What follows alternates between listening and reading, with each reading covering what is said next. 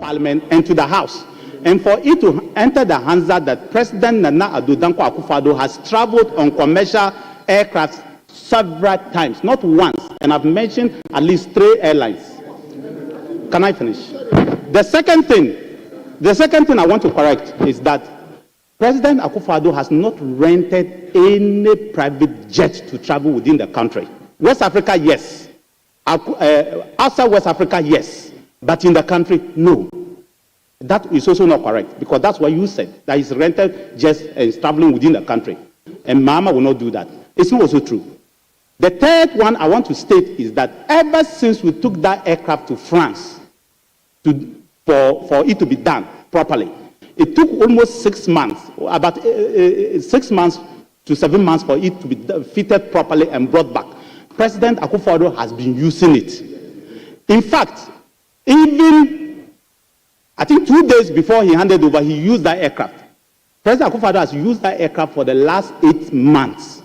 So it is not as if we were not using that aircraft and now we want President Mahama to use it. It's not a true story. President Akufo-Addo has been using it ever since it returned from France. That's the third point I want to make. And the last point I want to make and still make, which is the last point I want to make and still make, is that President Mahama, when that aircraft was not available, rented aircrafts, private jets, and used outside the country. Yes. Yes.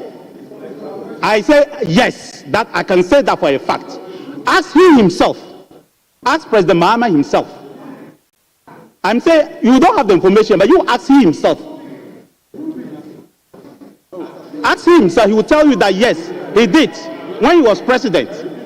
So these are the 4 things I wanted to say. I'm not saying any controversial thing. I'm not bringing any new facts. These are just the 4 things I wanted to say. That one, President Akufo-Addo has traveled on numerous occasions with commercial jets, commercial aircraft. President Akufo-Addo has not traveled and has not rented any private jet to be traveled around the country. 3, President Akufo-Addo. Yes, I just repeated what I said. So it's in the hands that, Mr. Speaker, I thank you very much. Thank you. Thank you very much. Honorable Abuja, please. What we agreed, if you are speaking, then it means you speak and you close the chapter. Please, so that we can move on, please. You have already spoken 2 times on this particular issue. Yes. So, Honorable Leader of the House, you are still leader. Until you are sworn in, we will still consider you as leader. Thank you, Mr. Speaker. Mr. Speaker, I am still the leader of the House. And I've not been sworn in as the Minister of Finance. Mr. Speaker, God willing, tomorrow, Right Honorable Speaker, God willing, tomorrow, the NDC caucus, the majority caucus, will designate our front bench. That will be done tomorrow. But Mr. Speaker, in the meantime, let me state for the records that after consulting with my chief whip, he never said that President Akufo-Addo never traveled on private jets. He said what? You were the only one who had. Never traveled commercial. Mr. Speaker, he's here. But Mr. Speaker, again for the records. Right Honorable Speaker, again for the records.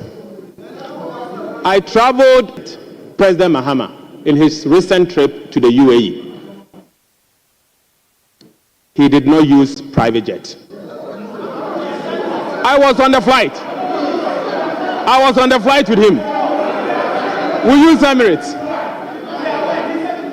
So let no one create. And Mr. Speaker, the immediate past defense minister made a statement that President Mahama traveled on a private jet, rented a private jet.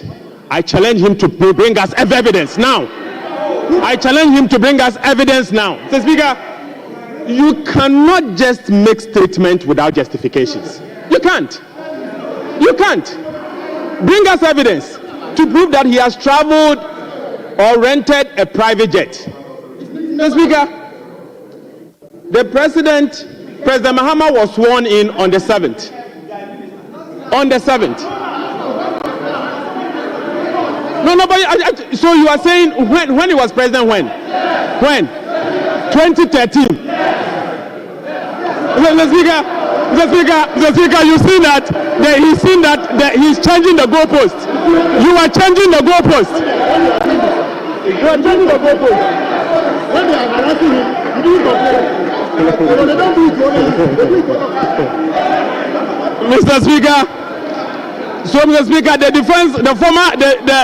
honorable member for Bimbila is now saying President Mahama traveled on rented a private jet when he was in the past, not recently. It's not even true.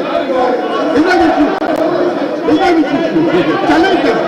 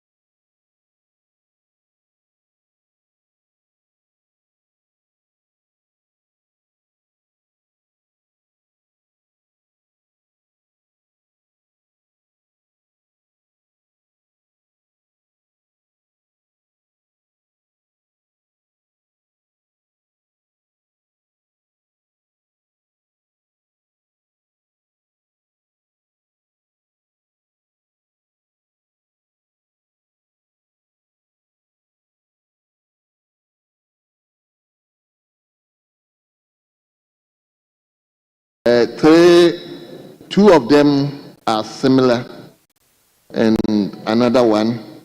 So we will start from Honorable Sosu Asenso Boache and Honorable Emir and Asenso Boache are similar. So we take them together. Then we will discuss. Then finally we come to Manson Kanta. So we have four statements. So we will start with Honorable Sosu. We should have taken that one yesterday, but because of the appointment committee's report, we couldn't take them. So Honorable Sosu, you may read your statement now. Thank you very much, Right Honorable Speaker. Mr. Speaker, this is a statement on Ghana's leadership in ensuring the full implementation of the African Continental Free Trade Area Agreement, AfCFTA. Mr. Speaker, on 7th December 2024, Ghanaians went to the polls to vote to reset the nation.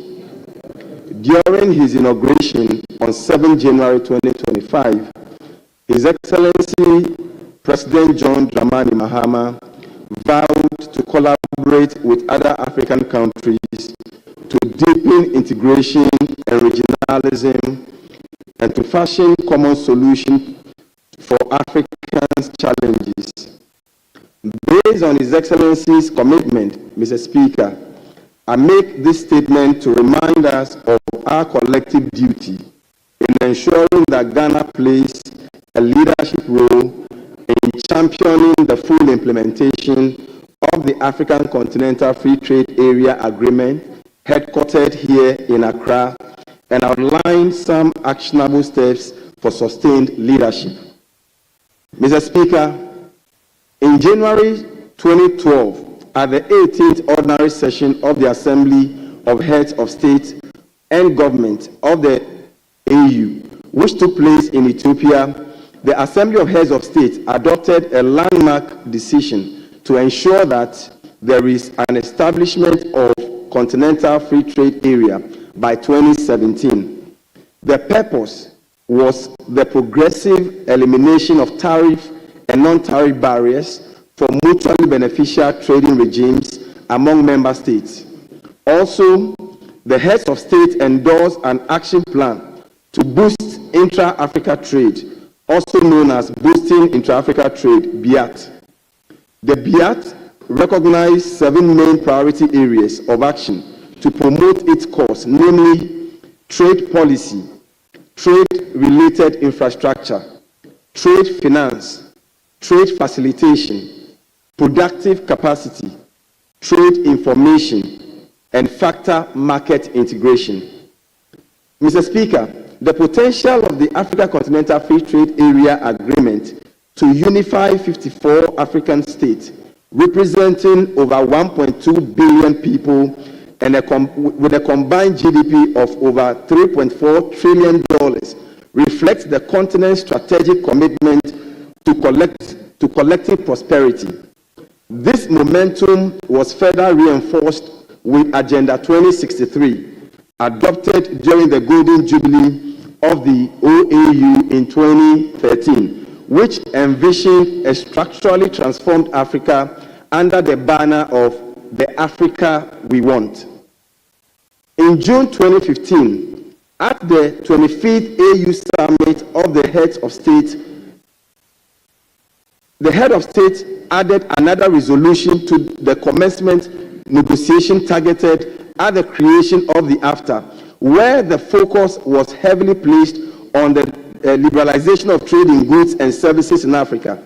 Subsequently, on the 30th day of May 2012, the agreement of the Continental Free Trade Area entered into force when 24 countries deposited their ratification instrument. The operational phase of the agreement was launched in Niamey, Niger, in July 2019, and official AfCFTA's outcome are very positive. According to the World Bank study, quote, AfCFTA can provide this spark. By 2035, we estimate that implementing the agreement will contribute to lifting an additional 30 million people from extreme poverty and 68 million people from moderate poverty.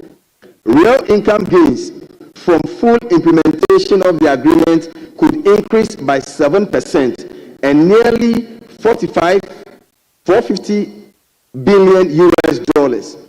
As African economies struggle to manage the consequences of COVID-19, AfCFTA can provide an anchor for long-term reform and integration. Mr. Speaker, it is my respectful view that the 24-hour economy, which is an industrial revolution policy which strives and benefits immensely from the full implementation of the African Continental Free Trade Area, as Ghana will tend to have an expanded market. Mr. Speaker, despite the promising prospects of AfCFTA, significant challenges remain. As highlighted by the World Bank, full implementation could lift 30 million people from extreme poverty and generate real income gains of over $450 billion by 2035. However, the projections hinge on African governments taking steps to harmonize their trade laws and surrounding elements of sovereignty for the collective good of the continent. Mr. Speaker, for the AfCFTA agreement not to remain only an ideology, African governments must show political will and commitment to amend their local trade and investment laws and their treaty obligations to that of their domestic laws for benefit of the entire continent. Mr. Speaker, the AfCFTA presents transformative opportunity for local businesses, including those in Medina constituency where I come from. By facilitating expanded markets and enhancing industrial output, Ghana's 24-hour economic policy could flourish, creating jobs and driving economic growth. This integration, Mr. Speaker, will position Medina and similar constituency, and indeed the entire country, to become critical hub for trade and commerce. To maximize the AfCFTA, I propose the following. 1. Policy harmonization. Mr. Speaker, I propose that Ghana aligns domestic trade and investment laws with the AfCFTA agreement. 2. Capacity building. Speaker, I propose that we launch educational initiative to empower local SMEs to leverage the new market opportunities under the AfCFTA. 3. Infrastructure development. Mr. Speaker, I propose that we invest in trade-related infrastructure, including transportation and digital connectivity, to streamline intra-Africa trade. In conclusion, Mr. Speaker, the AfCFTA is a beacon of hope for Africa's economic integration. Ghana's leadership must inspire the continent, ensuring shared prosperity through unity and cooperation. Mr. Speaker, I call on this Parliament, the Trade Committee, the Ministry of Trade and Industry of Ghana, and its agencies to play a lead role in integration of all markets in Africa for the collective benefit of the people of Africa. Ghana must show leadership in this respect by prioritizing legislative and policy frameworks that will cement Ghana's role as a continental trailblazer. Together, let us make the AfCFTA a reality for the benefit of all Africans. Thank you, Mr. Speaker, for the opportunity to make this statement. Thank you very much. Honorable members, I want to advert members' mind to our standing orders 94. I'm going to give you the opportunity to comment, but in order that you make time to listen to all the false statements, I'll control the time. And please indulge with me if you are going beyond the time that will be allotted to you. I hope I'm making myself clear. Very well. So let me start with Honorable Ajahn Sam.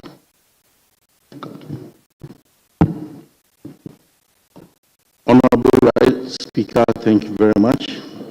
Mr. Speaker, the Continental Free Trade Area AfCFTA became operational since January 2021, thanks to the Nana Bawumia and the MPP administration, which has significantly influenced Ghana's economic landscape. As the host of AfCFTA Secretariat, Ghana has actively engaged in initiatives to enhance the agreement. Mr. Speaker, during the administration of the previous government, Ghana makes significant strides in advancing the African Continental Free Trade Initiative. As the host nation of the AfCFTA Secretariat, Ghana demonstrated strong commitment to the agreement implementation. The government established the National AfCFTA Coordination Office under the Ministry of Trade and Industry to serve as a central point for coordinating Ghana's strategic and tactical response to the AfCFTA agreement. Mr. Speaker, if you indulge me, I would hereby list some of the few things that the National Coordination Office have done. Number one, the forum on the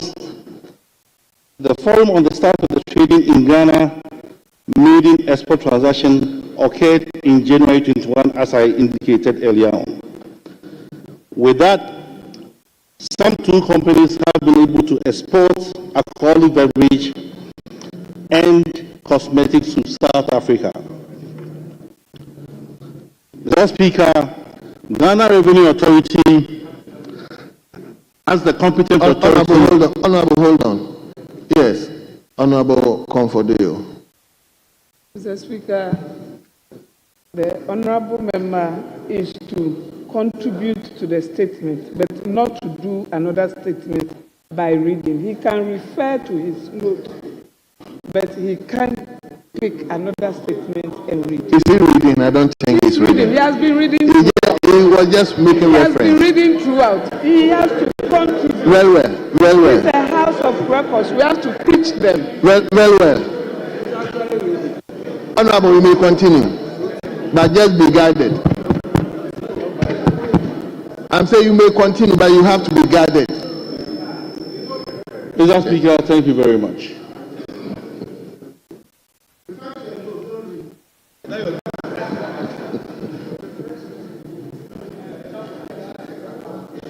I was on the point that the Continental Free Trade has a national office, and that national office has already started doing some good work. The honorable member made mention of three key areas that have challenges. One is the policy harmonization, two, capacity building, and three, infrastructure development. I am aware that in the issue of capacity building, the Ghana Export Promotion Authority and Ghana Export and Import Bank, Exim Bank, have coordinated with the national office to be able to train almost 3,162 of our Ghanaian SMEs. With that, almost 75 companies already have signed on as the have been able to register to have country of origin. Mr. Speaker, on the issue of infrastructure, I am of the firm belief that to facilitate the continental free trade, one has to have a trade facilitation in the areas of the sea, of air, and land. As I speak to you now, Ghana do not have a carrier to be able to facilitate trade between us and other countries.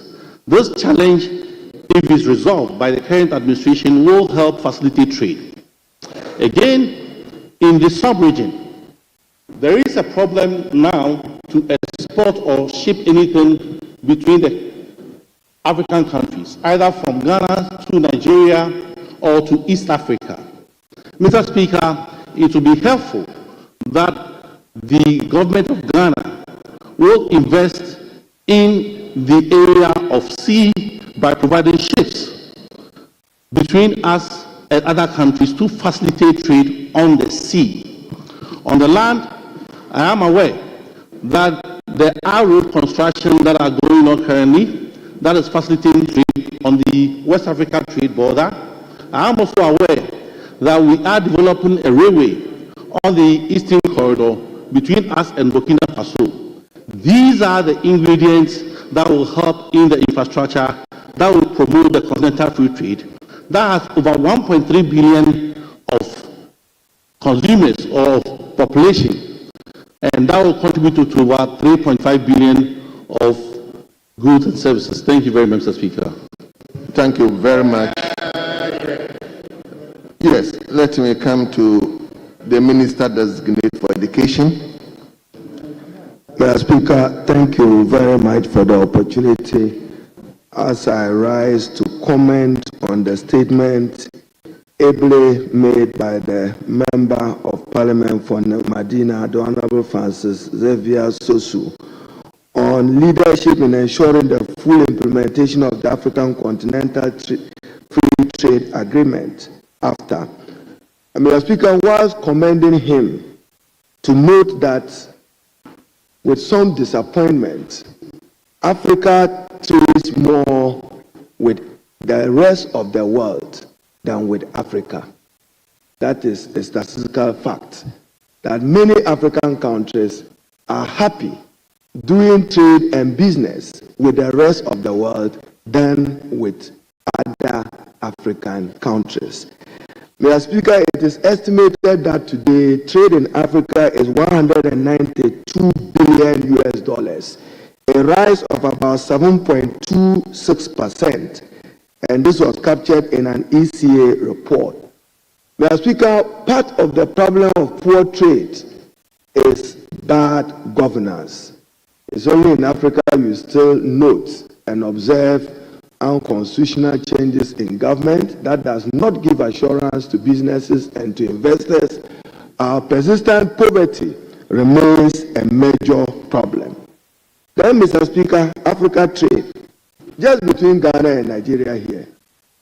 Nigeria has what they call restricted products from Ghana which can enter Nigeria. We can't export those products into Nigeria. Yet they can. You can use the example of Dangote cement. It's in Ghana. Do we have our own cement factory in Nigeria? What is the possibility? So we need to do more, and that is why I agree with the maker of the statement that we need to build robust infrastructure. But that will require investment. Indeed, Mr.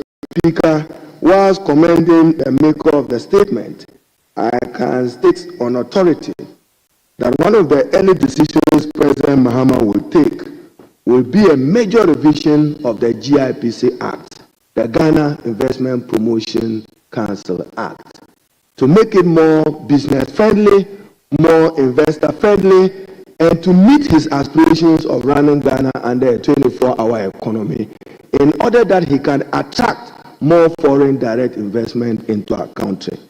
Mr. Speaker, as he stated in a paragraph, and Honorable Sosu, next time you learn, we can't get, your pages are not numbered, so next time make sure they are numbered.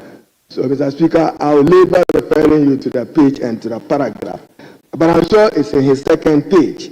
He talks about 54 African states, which has a population of 1-2 billion. That is how much gain we can make if we were to trade more. Look at cocoa. Its processing in Ghana and in Africa, what the value would be if we were to do value addition to our major export product. But we can how many flights? I heard him talking about aviation. How many flights we have between Accra and Lagos or Abuja? Probably 1 or 2. We are talking about African trade. It's only carrying passengers, not goods. Not goods, passengers. They are interested in some 1-2 hour flight from Abuja, Lagos to Nigeria. That is trade. But we should be talking of volumes. Mr. Speaker, I know my colleague who in his previous role housed AfCFTA, the former chief executive of Ghana Exim, and he would note with satisfaction some of the good initiatives the previous NDC government did. The Ghana Exim Bank remains the only financial institution which does not depend on savings from customers. Because what we cleverly did, Mr. Speaker, was to charge 0.5% of CIF value. Mr. Speaker, I'm here to discuss it with the President. Even for the Women's Bank, we should be looking at that option. How do we finance a Women's Bank? The development bank we have in Ghana today, what is its state? So probably for the Women's Bank, we may want to take 0.1525% dedicated to support our women who are in need of credit. We should be able to do that. So, and proudly, Mr. Speaker, I conclude. Whilst commending President Mahama and President Nana Addo Dankwa Akufo-Addo, we should also commend the late Professor J.E.A. Mills. I recall at the time in January 2012, I was in Ethiopia with him and with Alan Chirmanting then. I think he was playing some role at the African Union, and he guided some of our processes in getting Ghana to insist that the Organization of African Union, the AU, takes a major resolution on that. Mr. Speaker, what Africa needs is trade and investment. It's unfortunate that Ghana beyond 8, we could not walk the talk. With this, I thank you, Mr. Speaker.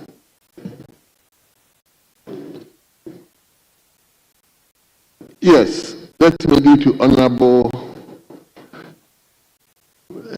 to Honorable Member for Bosome Frehon. Then I come to former Deputy Trade Minister. Bosome Frehon. Thank you, Mr. Speaker. I'm giving you the opportunity for the first time. Thank you.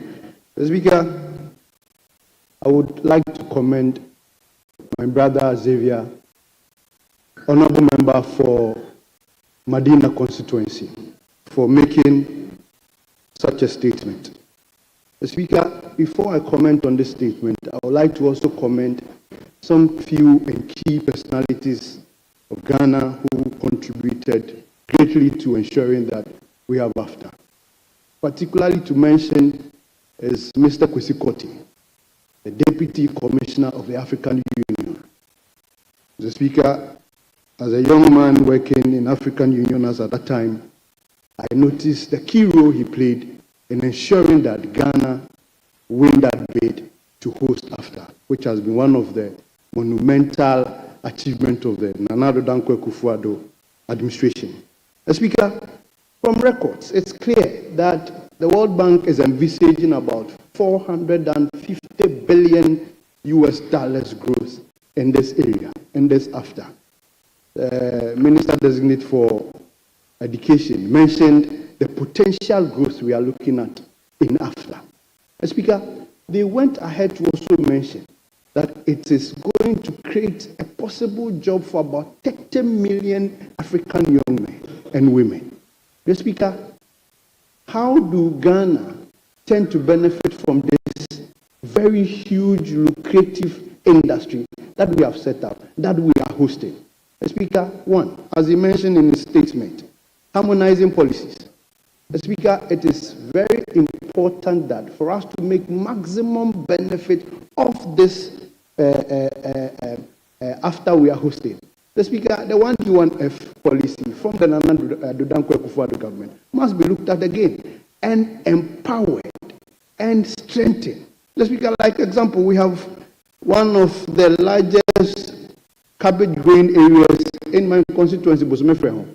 Speaker, I am urging the NDC government to come and build a cabbage processing plant in Bosome Frehon so we can manufacture the cabbage and export to African countries or other places so we can make money and also employ some of the young men and women in Bosome Frehon.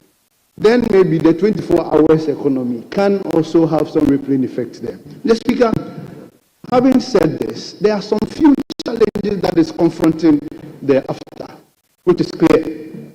One, the Speaker, is conflict around the African aid. The Minister Designate mentioned some key issues that are among them is conflict. The Speaker, we are seeing the conflict in Burkina Faso. We are seeing the conflict in Niger and other African countries, which is a key major issue that will hinder the development or the progress or the gains AfCFTA is capable of making. Mr. Speaker, another thing we must look at is infrastructure. The former Exim Bank CEO mentioned some development of some projects that the SWAL administration did in ensuring that there is possible infrastructure, because the Speaker, to trade in Africa is movement. It's a human movement. I mean, road, and all that. I will urge the government coming, I will urge the NDC government, Mr. Speaker, to ensure that all those projects that have been started be continued, so that the AfCFTA will make maximum impact of every benefit that we have. Mr. Speaker, the last one I will mention is the slow adaptation of technology. Mr. Speaker, the last time we were talking about the e-gate at the airport. Mr. Speaker, it is one of the major issues which major African countries are even having challenges adopting. So even to adopt the whole AfCFTA, it took many African countries not to even do. Why? Because they are having challenges in developing some of these technologies that can situate them comfortably in the AfCFTA zone. Mr. Speaker, when we are looking at making maximum impact in this AfCFTA area, let us encourage that the African partners and brothers would improve upon their technology so that we can synchronize them and make headway. Then Ghana, hosting it, can make maximum impact. Mr. Speaker, with these few words, I would like to thank you for the opportunity given. Thank you very much. Yes. Honorable Member, please, you mention your name and your constituency because... Thank you very much, Mr. Speaker. My name is Charles Bawadua. I'm the member for Bongo. Mr. Speaker, I want to thank you for giving me the opportunity to comment on the statement made by the Honorable Member for Medina. Mr. Speaker, I'm doing so on the authority of Order 93, Rules 4 and 5 of the standing orders of this House. Mr. Speaker, it appears to me that the African Continental Free Trade Agreement is one of those numerous treaties that African countries enter into and do not in fact intend to implement to their letter. The statement so made by the Honourable Member shows clearly that there appears not to be enough efforts by African countries to ensure the full implementation of the agreement. Mr. Speaker, the benefits available to Ghana and Africa in general upon the full implementation of the agreement are enormous. Mr. Speaker, we're talking of investment that will increase in many parts of Africa and Ghana in particular if the bottlenecks associated with investments in many countries are ironed out, which is envisaged in the agreement signed by the African countries. Mr. Speaker, we talk also of trade, better jobs, and in better jobs, I'm not talking just about the number of jobs that Ghanaians and Africans stand to enjoy, but also the quality of those jobs. Mr. Speaker, in the manifesto of the NDC, which led to a massive victory by His Excellency Don Dramani Mahama, one of the key policies therein is the 24-hour economy, Mr. Speaker. Mr. Speaker, I'm sure that many of the youth of this country were influenced by the impact of the 24-hour economy that they stand to enjoy, and hence the way the youth voted. Mr. Speaker, the 24-hour economy will work effectively upon the full implementation of the African Continental Free Trade Agreement. Mr. Speaker, it will bring in foreign investors. It will bring in foreign companies who will establish in this country, thereby opening up the job market. Many youth will get jobs. And so I want to commend the Honorable Sesu for making this statement before the floor of this Parliament. And I want to urge the Honorable Ministers designate for Trade and also the Minister designate for Foreign Affairs to work hard to ensure that the agreement is fully implemented, not just in Ghana, but urge other countries to do so, so that we can enjoy the full effects of the agreement. I thank you very much, Mr. Speaker. Honorable Safeji, You spoke well. Nobody interrupted. And you wanted to interrupt. You are fresher. The Speaker was coming on a point of order. Anyway, so we are taking one more from each side. Then we take the other statement. We have other equally important statements. So let me go to former Deputy Minister for Trade. Thank you very much, Mr. Speaker, for the opportunity. I rise to make a comment on a statement made by Honorable Susu. I guess this statement is a very important one for the simple reason that the African Continental Free Trade Area has come to stay, whether we like it or not. I have said it time and time again that this is a concept that has come to stay and we cannot do anything about it. The good news about this concept is that the African Continental Free Trade has become the biggest customs union in the world. It used to be the ACP Customs Union, but now it has taken over as the biggest customs union in the world. And for the records, out of the 55 African countries in Africa, 54 have signed the agreement and 46 have ratified the agreement, which means that it is going very well.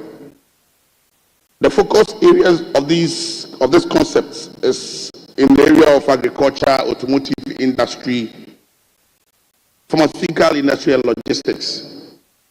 Mr. Speaker, the African Continental Free Trade Area is an opportunity for Africans for the first time to explore Africa so well and trade amongst ourselves to be able to generate good things from this concept. There are a lot of good opportunities available in the concept in the area of pharmaceuticals, especially in the automotive industry. Ghana has taken a very good advantage of this great opportunity by moving well in our industrial sector, especially the automotive industrial sector. As I'm talking to you now, Ghana has 7 different assemblies operating in Ghana. They are operating 7 different vehicle assembly businesses in Ghana. Out of this, they are producing about 12 different brands of vehicles, which means that Ghana is ready to move to other parts of Africa to do business. I want to entreat Africa that this is a huge opportunity for us, especially not only for SMEs and those in the trade sector, but those in the industrial sector, that they should take advantage of this opportunity. I'm talking about the African Continental Free Trade Area, to get a lot of benefits, because the benefits inherent in this policy is enormous. And I guess it is time for Africa to take its rightful place in the world of business and trade, because we should not sit down for the white man to come back and exploit this opportunity and we sitting down aloof without doing anything about it. That's how come I said that it's an opportunity for us.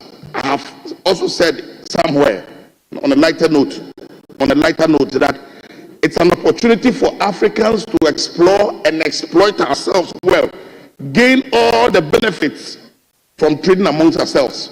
And so I see this statement by Honorable Sasu as a very important statement at this particular time, and I want to entreat every business person or any business person who is seriously into business and want to explore other countries to take advantage of this wonderful opportunity called African Continental Free Trade. With these few words, Speaker, I thank you for attention. Thank you very much. You take the. When you go out of your country, maybe to Togo, to bring them back, it becomes a serious matter. And I think this free trade would allow us to move freely without any restrictions. So I support the Honorable MP Sasu for us to work hard to make sure that this comes to reality, so that we don't just speak here and then we leave it. Thank you. Thank you, Honourable Member, for you. leadership. Yes, minority leadership. Speaker, I thank you for the treasure space. Let me commend my good friend, the Honourable Member for Medina, finding the need to present this statement to the House floor. Speaker, commentaries on the statement is encouraging, and it puts matters in proper context. The Honourable Ajensen, the Honourable Asafo J, and the Honourable Haruna Idrisu have spoken well to the statement, and other colleagues that I cannot exhaust. So there are a few things I find fundamental when we are talking about trade. It comes to me as an irony that even in the face of the Mediterranean Sea, serving as a fiscal gap between Africa and Europe, other trade standards that are very repressive, fair trade standard, Eurogap standard, yet Africa finds a way to trade more with our brothers in Europe than ourselves. And for me, that is the fundamental issue that has to be dealt with. Speaker, the AfCFTA is the biggest trade agreement after WTO. However, many years down the line, we are still talking in terms of a narrative which is focused more on boardroom discussions. Boardroom discussions. To be able to practicalize this, get Africans to sign on to this huge trade agreement that we have to leverage on is still a matter that is still in discussion. Tariffs, which often have constituted a barrier, trade barrier, is still staring at us in our faces.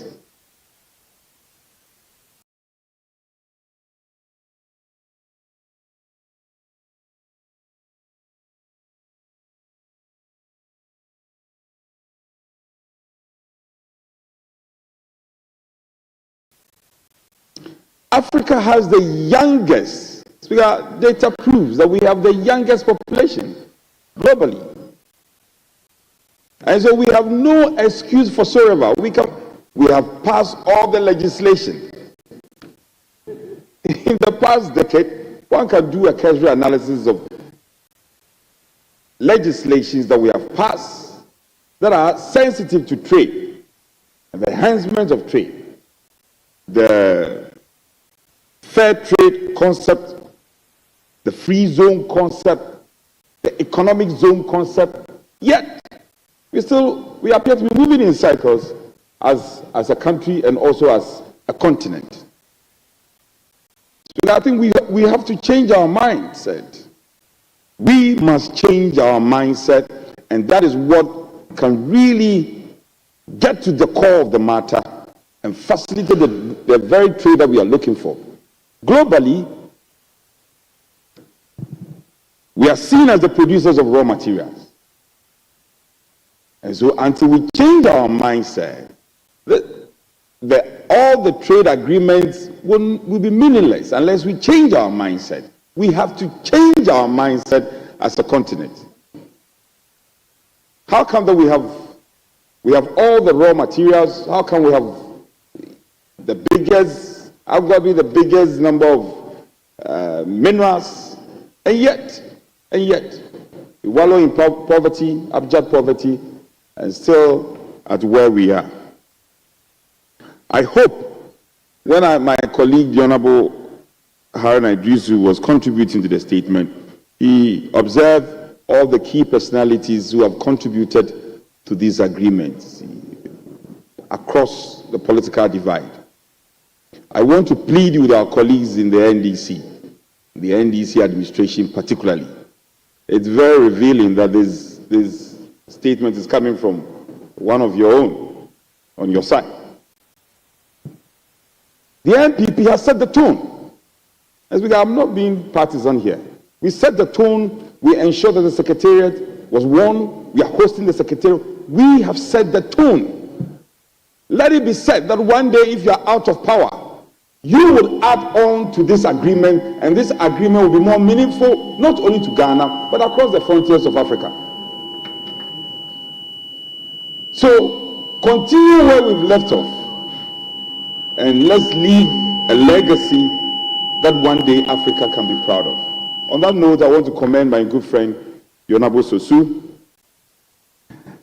The president, in his acceptance speech, made a very interesting comment.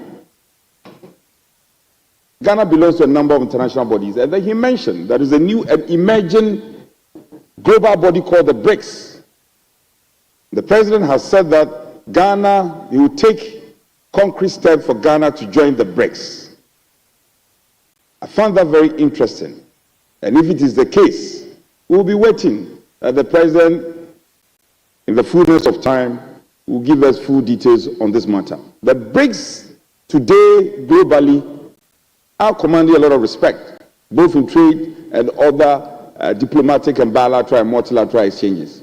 We hope that decision will be made and the dividends will come to benefit not just Ghana, but our neighbors, Cote d'Ivoire, Burkina Faso, and other sister countries who live in the West Africa region. So I thank you for the space granted. I'm grateful. Thank you very much, my majority leadership. Will you say something or should move on? Yes, Mr. Speaker. Thank you very much for the opportunity to make a contribution to the statement made by my able friend, Honorable Sosu, the MP for the good people of Medina. Mr. Speaker, the statement made today is actually one of the most important statements that has been made in this House, for the simple reason that the Continental Africa Free Trade, as leader rightly said, is actually the largest free trade area in the world today, in terms of population size, in terms of geographic, size, and actually in terms of member states. 54 African countries, are involved in this. Mr. Speaker, if we get ourselves involved properly, especially since we have the headquarters here, we should be leading the African Continental Free Trade. Many a times we sign an agreement, but we don't put in place the preparation that we need to be able to benefit from this agreement. AGOA comes to mind. We have signed AGOA for almost about 20 years, but you can't actually give a tangible, result that we've got from that. So we shouldn't make a mistake with this one, because this can get us out of a lot of, serious problems that we have in this country. As many contributors, including the incoming education minister, said, it is usually, Mr. Speaker, that we do sign all these agreements, but we don't put the preparatory work in place. And we keep signing this agreement, and other countries take advantage of us because they make the preparation. If you look at the rush with which we ratified this agreement, and look at how others took their time to do it, because they were putting things in place to make sure that they take a full advantage of it. We have we have a secretariat now, as you rightly said. Government is a continuous process. You have a secretariat now. Now what we need to do is to be able to do the proper coordination and the implementation of this African Continental Free Trade, so we can take advantage of it. We are now involved in a pilot project, but what are the plans after this pilot project to be able to take take full advantage of it. We trade very little with ourselves as a continent. Most of our businesses are done in Europe, but we don't do much with ourselves. So we need to be able to ask ourselves questions and find out the reasons why we have these challenges or these bottlenecks to be able to take advantage of this African continental free trade. Recently, they have introduced a payment system which basically allows one country to be able to import from the other without necessarily going through dollars and foreign currencies. This, if it continues, will help us to be able to stabilize our currencies so that the depreciation that we are experiencing at the moment can actually be reduced. So hopefully we will take a... Let me now turn to Honorable Francis Asenso-Boakye. Incidentally, when he finishes his statement, we will invite Honorable Anthony Meyer to also read his statement. It's almost similar, so that we do the contribution together. So, Honorable Former Minister for Roads and Highways.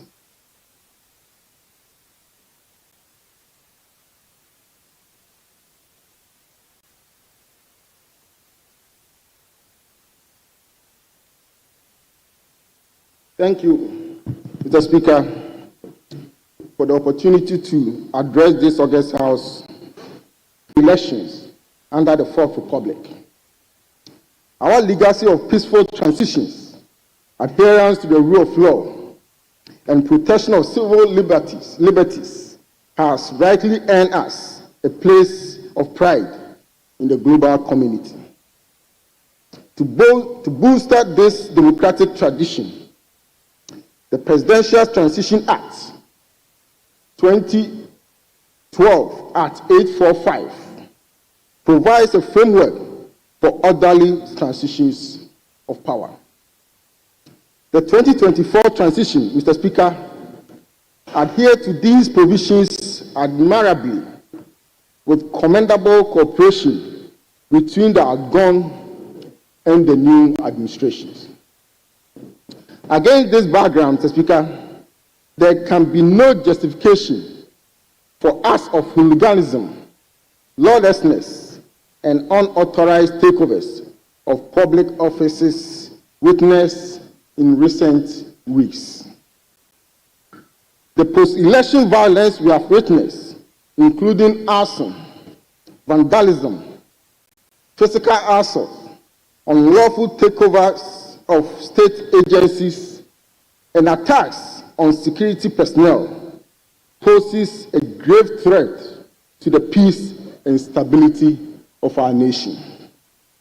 These reprehensible acts, reportedly perpetrated by individuals allegedly affiliated with the governing party, seriously undermine our democratic progress and must be condemned in the strongest terms. Mr. Speaker, allow me to provide a few specific examples to illustrate the gravity of the situation. In the Ayesu-Ano constituency, Mr. Speaker, the satisfied supporters of the ruling party set the office of the Electoral Commission ablaze. Again, in some state institutions, including the Ghana National Gas Company, the Bui Power Authority, National Petroleum Authority, and the Ghana Ports and Harbour Authority, among others, were unlawfully invaded, and some public servants being forcefully removed from their offices.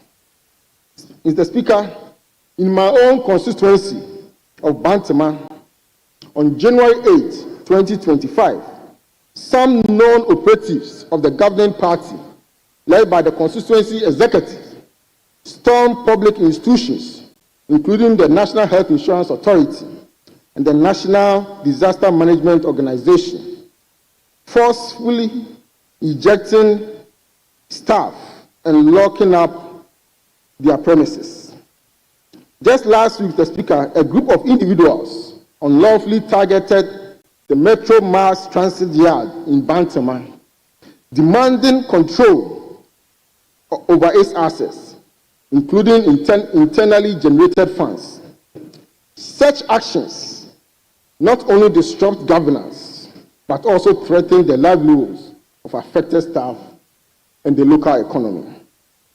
Mr. Speaker, the instances are many, and I believe colleague members have heard similar instances of politically motivated disturbances after the December elections, including in constituencies such as Domekobenya, Ablekumanov, Ukakwe Central, Tema Central, Techiman South, in Sawam, Obuasi East, Ahafuano North, and Ahafuano Southwest.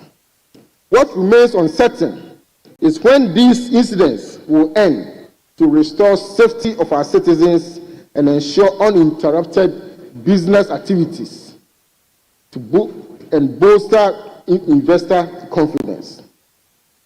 These are most unfortunate and must not be encouraged, regardless of the background of its perpetrators.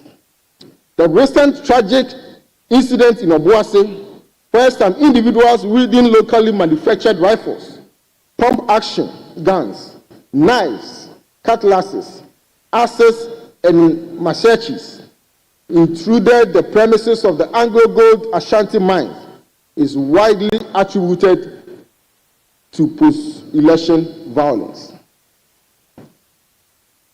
This unfortunately led to the burning of vehicles belonging to the private entities and individuals, as well as damages to other private assets. Mr. Speaker, these exchanges with security personnel on duty led to the unfortunate demise of some individuals, with many severely injured. It is deeply troubling that unlawful activities continue unabated despite the President's recent public admonition. There appeared to be the lack of decisive and immediate action against the perpetrators of these crimes, which creates the impression of tolerance for lawlessness, eroding public trust in our institutions and our rule of law. While at length, Mr. Speaker, may I take the opportunity to caution our friends in the media, crucial players in our democratic process, to be circumspect in their commentaries and reportage that could fuel unlawful behavior before, during, and after elections. I therefore call on the leadership of the National Media Commission Association to take decisive steps to bring members found culpable to book. Leadership demands not only rhetoric, but also decisive action. It is imperative that the government moves beyond mere condemnation to ensure that all culprits, regardless of their political affiliation, face full force of the law. Mr. Speaker, this failure in leadership has resulted in other incidents across the nation, including those that occurred in the Bole Bamboy constituency and Ho Central constituency, which should be a significant concern for every well-meaning Ghanaian. Honorable Speaker, to safeguard our democracy and deter future occurrence of such unacceptable acts, I urge this House to consider a review of our legislative framework to impose stricter penalties and punitive measures on those who engage in unlawful conduct, including beneficiaries of their actions. Such measures will reaffirm our commitment to the rule of law and protect the integrity of our democratic process. Furthermore, I call on all stakeholders, including security agencies, civil society organizations, traditional authorities, the media, and more importantly, political leaders, to work collaboratively in addressing these menace. We owe it to the Ghanaian people to uphold the values of peace, unity, and good governance. Mr. Speaker, Ghana's democratic credentials are hard-earned, and we must not allow actions of the few to tarnish our reputation as a model of democracy in Africa. Let us act now decisively to restore order, reinforce public confidence in our institutions, and ensure that Ghana remains a shining example of good governance on our continent. To the brave young men and women out there, please do not let yourself to be used by any politician or political party to commit acts that would jeopardize your future. You deserve so much more than being a tool for distraction. Think of the dreams you hold, the goals you have set, and the brighter future that lies ahead of you. Don't throw it all away for anyone's selfish agenda. Honorable Speaker, with these few remarks, I leave this esteemed House to deliberate further, trusting in the collective wisdom of the House to guide us towards a resolution that upholds the principle we cherish and serves the greater good of all. I thank you for your attention and commend this matter to your thoughtful consideration. Thank you, Mr. Speaker. Thank you very much. Mr. Speaker, considering the interest on this statement, leadership we have discussed, and if we could take 4 each, and then leadership to conclude, because the interest on this statement is so. Very well. I said I'm going to collaborate this statement with that one of Honorable Anthony Mier. So, Honorable Member for Odotobri, you may also read yours so that we discuss it together. Mr. Speaker, thank you for granting me the opportunity to address this House on an issue that strikes at the very heart of our democracy and national development, the disturbing trend of post-election vandalism and the imperative to hold the rule of law. Mr. Speaker, elections represent a sacred process in our democracy, a process through which the people of Ghana express their will and elect leaders to steer the affairs of our nation. It is a manifestation of the sovereignty of the people and the cornerstone of our constitutional framework. However, it is with great concern and disappointment that I highlight the unfortunate acts of violence and vandalism that have over the time marred the post-election period in our country. Mr. Speaker, the acts of vandalism and lawlessness, but also undermine the progress we have made as a democratic nation. We must remember that democracy is not just about casting votes. It is about respecting the process and accepting the outcomes, whether favorable or not. In a democratic system, disagreement is natural, but resorting to violence or destruction is not acceptable. Such actions do not resolve disputes, but rather exacerbate tension, deepen divisions, and jeopardize the peace and unity of our nation. Mr. Speaker, let us consider the far-reaching impacts of post-election vandalism, the physical damage to public infrastructure, such as offices of the Electoral Commission, places an undue unburden on our already stretched national resources. For every building destroyed and property damaged, there are funds that have to be redirected from critical developmental projects to repair or rebuild. This is a cost our nation cannot afford, especially in these challenging economic times. Furthermore, the psychological impact on victims of these acts of vandalism cannot be overlooked.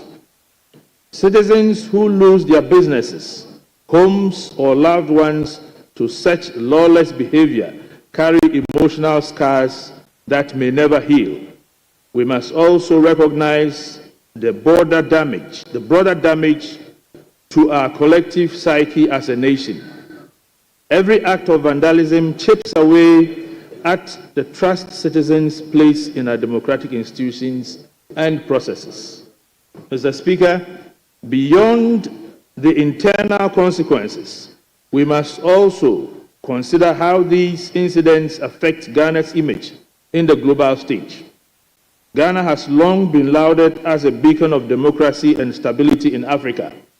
However, these recent acts of post-election violence risk tarnishing that reputation and diminishing our standing as a model for other nations.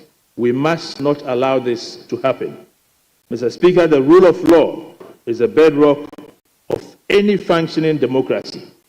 It ensures that all citizens, regardless of status or political affiliation, are subject to the same laws and held accountable for their actions. It is therefore imperative that we apply the law decisively and impartially to address the acts of post-election vandalism. Law enforcement agencies must be empowered and supported to investigate and prosecute individuals and groups responsible for these offenses. Mr. Speaker.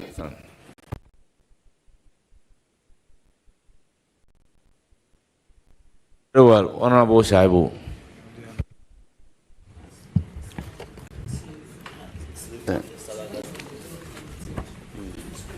Yeah.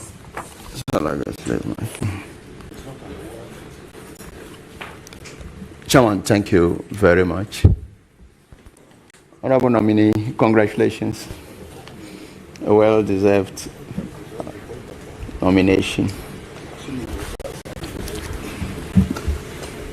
You did 3.5 years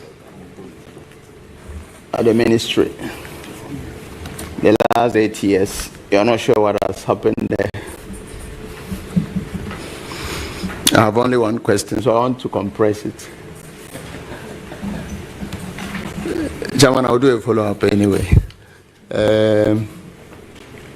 Mole National Park,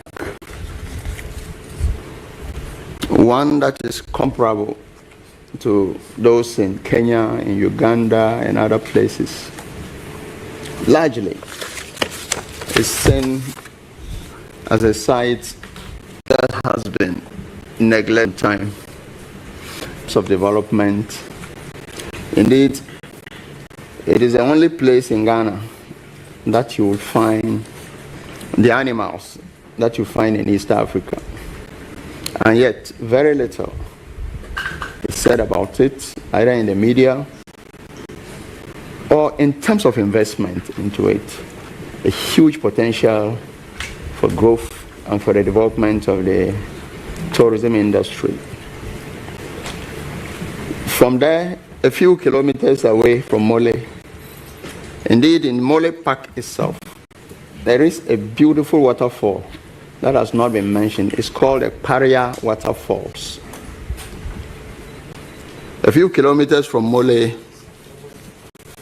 is the Salaga Slave Market, a very important historical site that has also not had the much needed attention. Oh, Nominee, give us a fair idea how you plan to tackle these two sites in northern Ghana. Thank you. Thank you, Chairman. As I indicated in my earlier comments to Honorable Roxanne, the Black Star experience is the way to go, which is seeking to encourage districts, municipal assemblies, and what have you, to themselves invest in their own regions as far as their tourism is concerned. The ministry, being a policy-making one, has many agencies under it that will assist them. They are, and you rightly said, I haven't been there in 8 years, but they were equipped with the skilled personnel to help them develop ways in which they can promote and benefit from the tourism potential that they each have in their communities. I agree with you that Mole for years has been on one of the sites, the list of sites that are usually visited by visitors. What they probably need is more investment, and it's an area where our country needs to focus more on, to give more to the sector so we can bring in the required resources that we all agree that we are able to do. So I'll be pushing the agenda for that and hope that the municipal assemblies, as I indicated, when the MCs are nominated and they pass, to engage them. I started that with Honorable Julius Deborah when he was Minister for Local Government. I sought his permission to meet with the MCs when he met them at Gimpa, to let them know that it's important for them to themselves bring to the ministry what they want us to help them to promote. And so I'll be championing that again. Thank you. Thank you very much. I wish you well. Oh. Are you ready? No. Are you ready? I'll give the floor to Honorable Patrick Yaboma. Thank you, Chairman, and congratulations, Honorable Dzifa Abla Gomashie. I was just reading the report from the Ghana Tourist Authority about cruise tourism. I'm sure you're aware about it.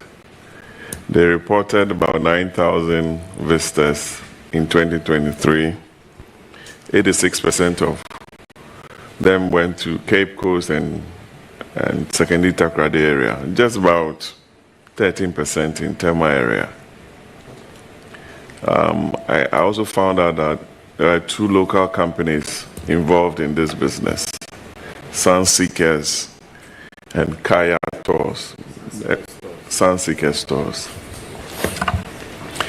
I know a lot of Ghanaians who go to Bahamas and Caribbean to undertake this tourist activities. And I've never heard about this before until I read on their website. I believe it's an area you should look into, especially those of us from the forest areas who are afraid of being on a boat or a ship or a cruise liner to explore the beautiful sea. What are you going to do apart from looking into artifacts, trade shows here and there, in some of the untapped areas of tourism and the challenges therein? I want us to explore further some of these areas. And what are some of the new things you'll be introducing, especially with some of the things that I'm reading about? Thank you. Thank you very much, Chair. And Honorable MP, you're not alone in the fear of water. I was born in Accra and I live in Aflau by the sea, but I'm terrified of water. But it's an area that people have passion for and must be invested in and supported. I have had conversations with some Navy officers. In fact, only 2 days ago, one of them showed me also dolphins in our high waters, which could also be added to this cruise experience. It's an area that is new to me and the ministry. I do not recall our engagement in cruise promotion as Deputy Minister back in the day, but it is an area that has been brought to my attention and the potential seems to be like a very good one. So I will be engaging more on that and seek knowledge and experience from those who have it so that it can come to the benefit of our country. I think that the untapped opportunities abound, and this is one of them, and I thank you for bringing it up. Thank you, Chairman. Thank you. Dzifa, Ghana has not been able to host major international conferences. And that is a source of revenue or income for most of our tourist facilities, the hotels, restaurants, bars, and what have you. And the answer is simple. We don't even have some of the best conferencing facilities here. We can't boast of 1,500 international or standard rooms in this country. We talk too much, but that's a fact. We can't boast of 1,500 top of the range rooms. If you go to Kempinski, I don't think they have more than 300 rooms. Movenpick, they don't have more than 250 rooms. Lancaster, they won't get you more than 250. Where again? Marriott. They can't, let alone conferencing facilities that will bring a lot of people into this country and engage car rental companies and what have you. Secondly, our room rates, very expensive. So why won't your nationals go to South Africa, Gambia, Cote d'Ivoire and co, other countries, and explore? So what advice will you be giving to the finance minister to look into that area and rather bring down some of the taxes in the tourism sector to attract a lot more people and to raise some additional revenue for the country? What is your take on that, please? Thank you very much, Chair, and you have hit the nail right on the head. This is an unending discussion, especially where the hotel rates are concerned. Even hotels that have franchise in other countries, ours tend to be very high comparatively. So I agree with you that the lack of infrastructure to meet the growing demands of the world and our country is there in our faces. Apart from engaging with the Minister for Finance, I think that everybody and anyone listening to me who has the wherewithal to engage with private sector in Ghana, out of Ghana, to ensure that we improve on our infrastructure capacity. You are welcome to engage with me after the vetting, and if I do get your nod, this is an issue that we must deal with. I agree with you that the lack of these facilities indeed take away from what could be revenue for our country.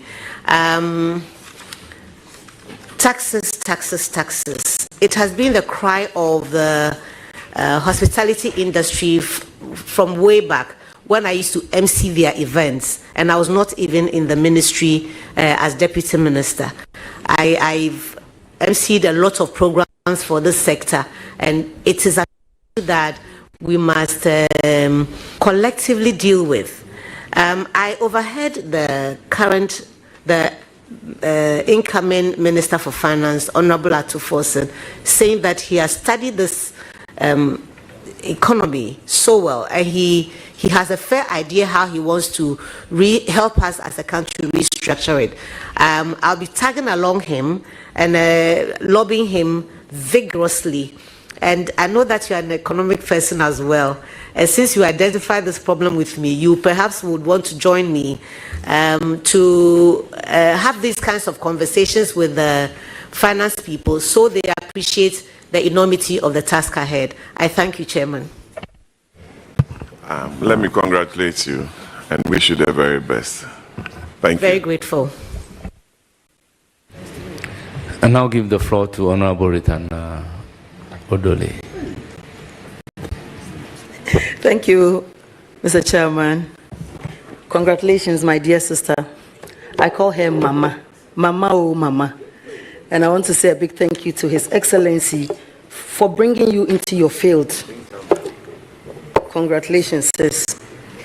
My question The cultural policy of Ghana was published in 2004 and spells out what has to be done. How are you planning to make it work to improve the fortunes of tourism in Ghana? And what is the role of the Creative Arts Council?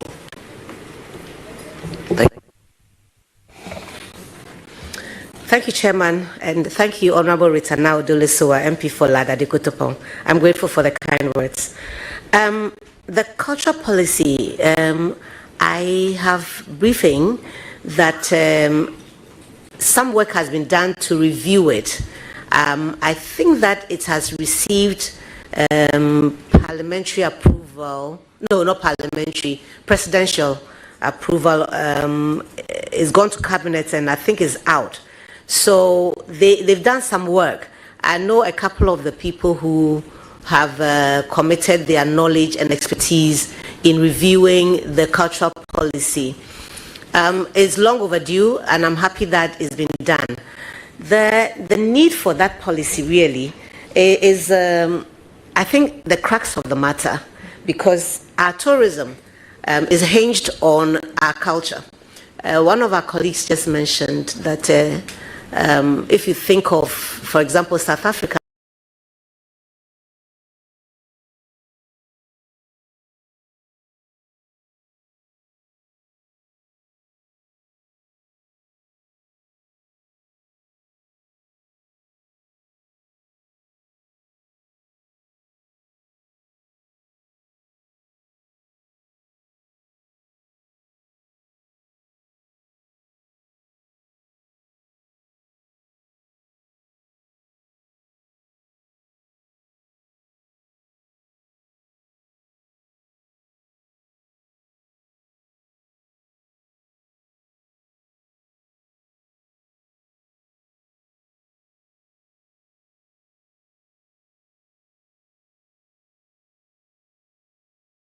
look at the agency and its functions and see how best to make it work with the National Commission on Culture and of course the ministry as a whole. I thank you, Mr. Chairman.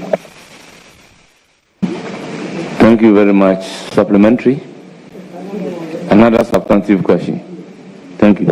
Thank you, Mr. Chairman. Honorable Mama Tifa Abla Gomashie.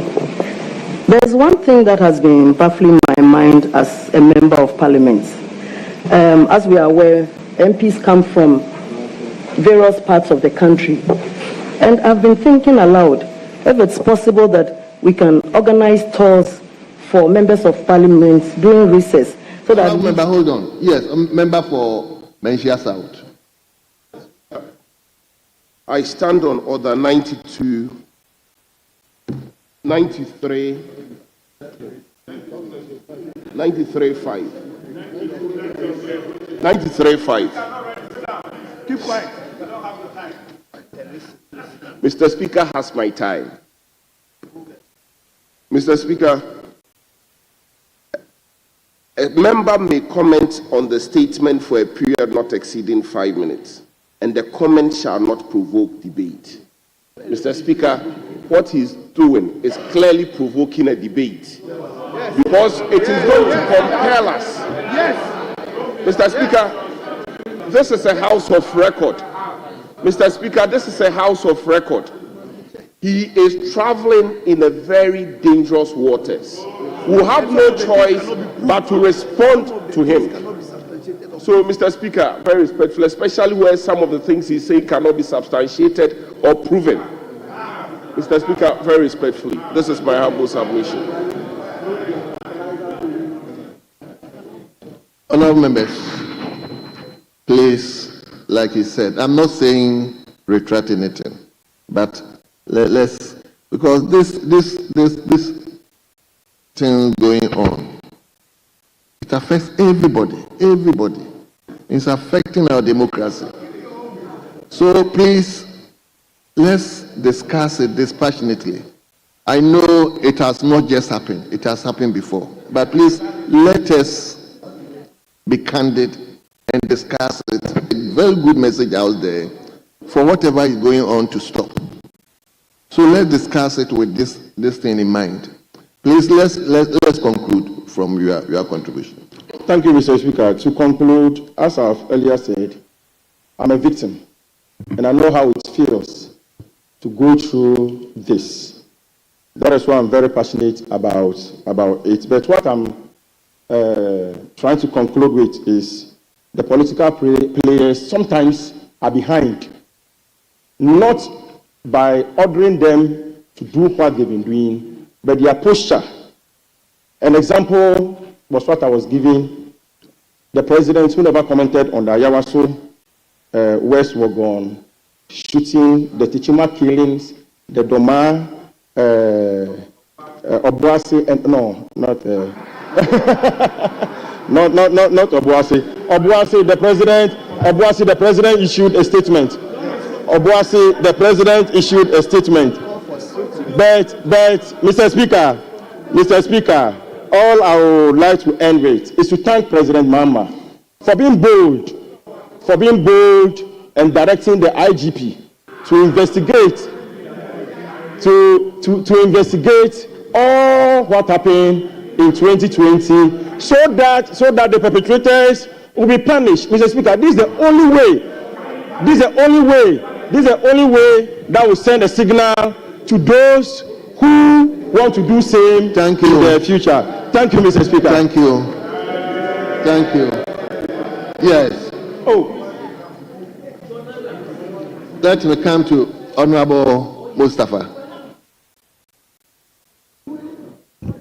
Thank you, Mr. Speaker, for the opportunity to contribute to the statement eloquently made by the MP for Bantama, Honorable Asensu Boachi, and also the Honorable Member for Odotobri on the disturbing security situation in our country post-election 2024. Mr. Speaker, thanks to His Excellency the President of the Republic, the former President Nana Addo Dankwa Akufo-Addo, the 2024 election was conducted under conducive atmosphere of peace, leading to the declaration of President John Dramani Mahama as the winner.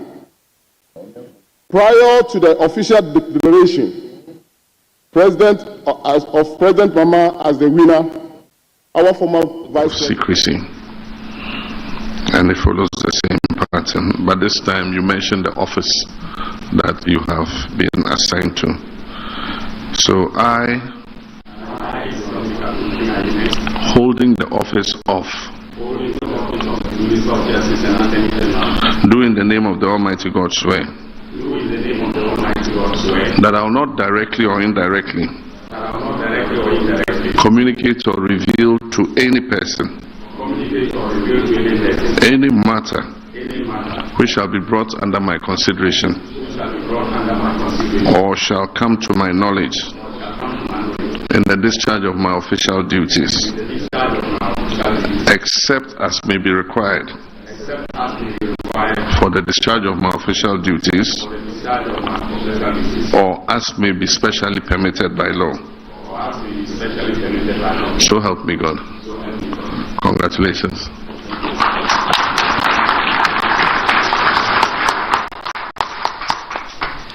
Thank you very much, Your Excellency. You may kindly resume your seats. Well, at this stage, we come to the presentation of instruments of appointment to the ministers who have just been sworn in. And His Excellency will do the presentations. So it's in the same order that I mentioned earlier. Honorable Dr. Kasiel Atuba Fosin, the Minister of Finance, will take his first.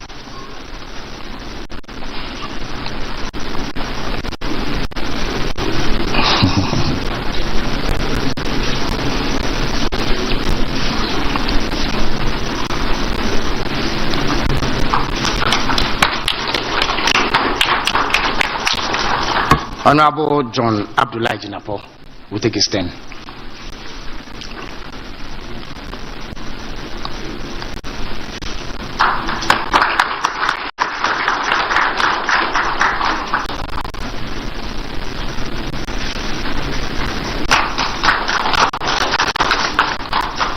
Honorable Dominic Akuretenga Ayini, Attorney General and Minister for Justice.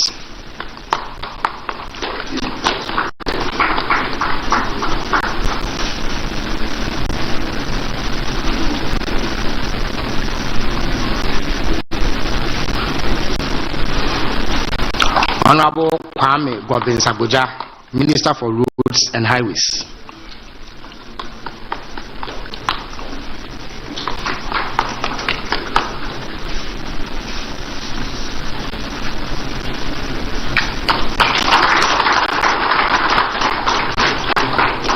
Honorable Eric Opoku, Minister for Food and Agriculture.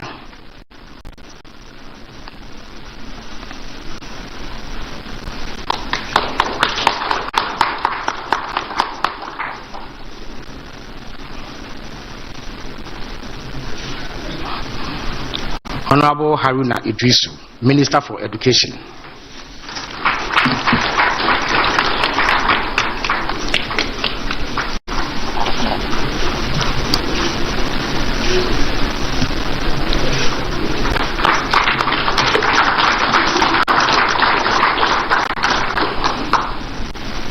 Thank you very much, Your Excellency. Now the ministers would sign the oath book, and it will be done in the same order that they received the instrument of office. So the first on the list is Honorable Dr. Kasiel Atuba-Afosin, Minister for Finance.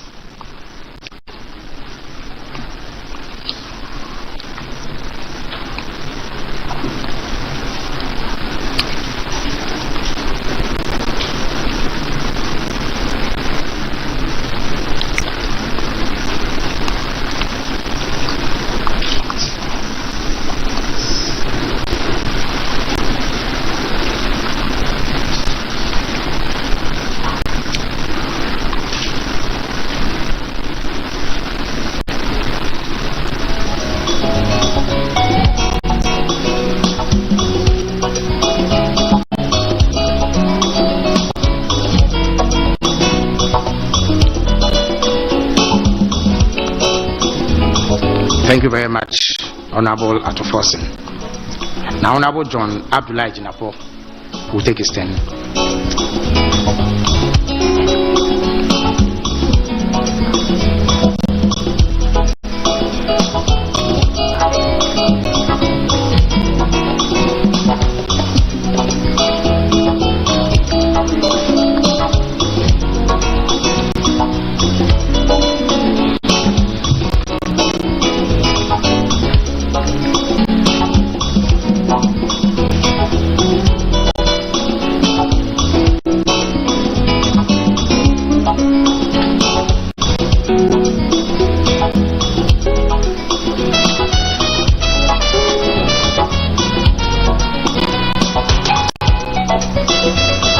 Thank you very much.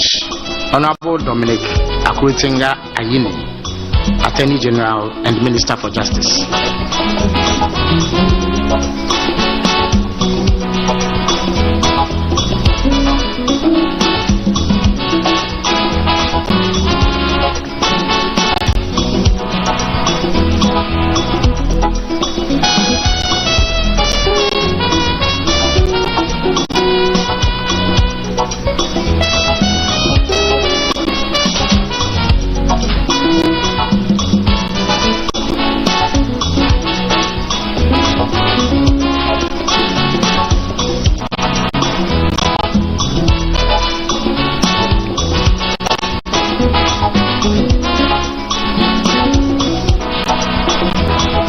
Thank you very much, Mr. Attorney General. Honorable Kwame Gwabin-Saboja, Minister for Roads and Highways.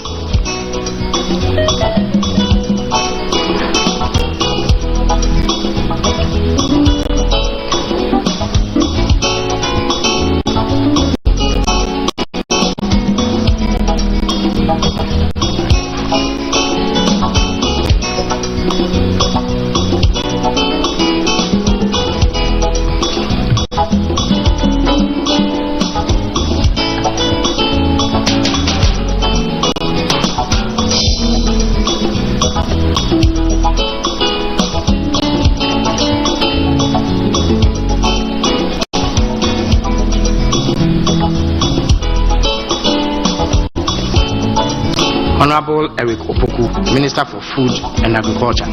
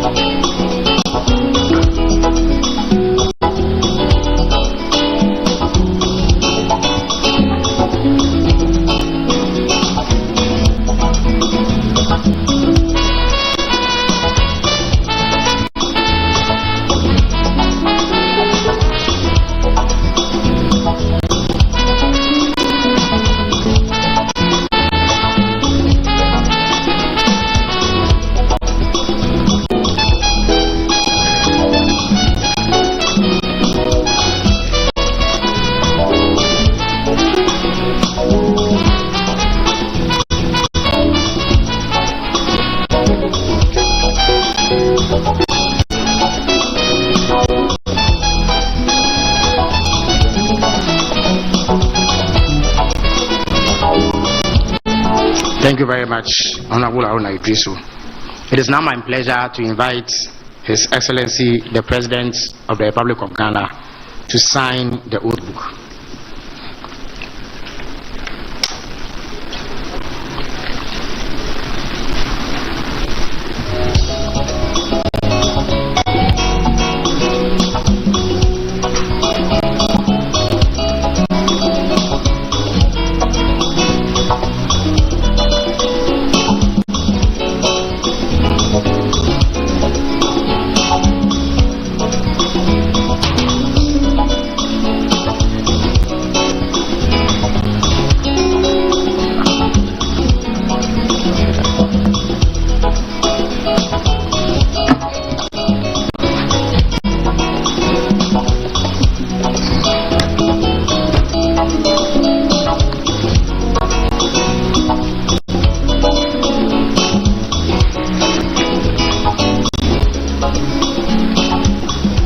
Thank you very much.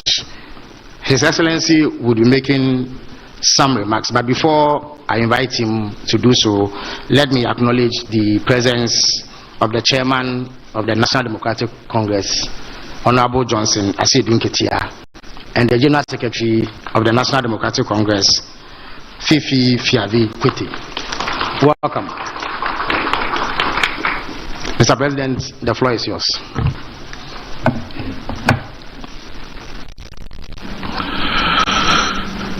Thank you very much, Your Excellency, the Vice President of the Republic of Ghana, Jane Nana Pokwajimai, distinguished Ministers of State, distinguished staff of the Presidency, national executives of our party, family and friends of the newly sworn-in ministers.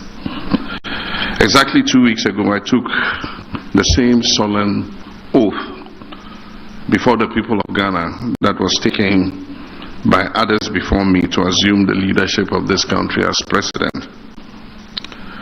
During the campaign before the elections, I made a pact with the people of Ghana to nominate ministers to my government within 14 days of being sworn in, and I had every intention of keeping that promise.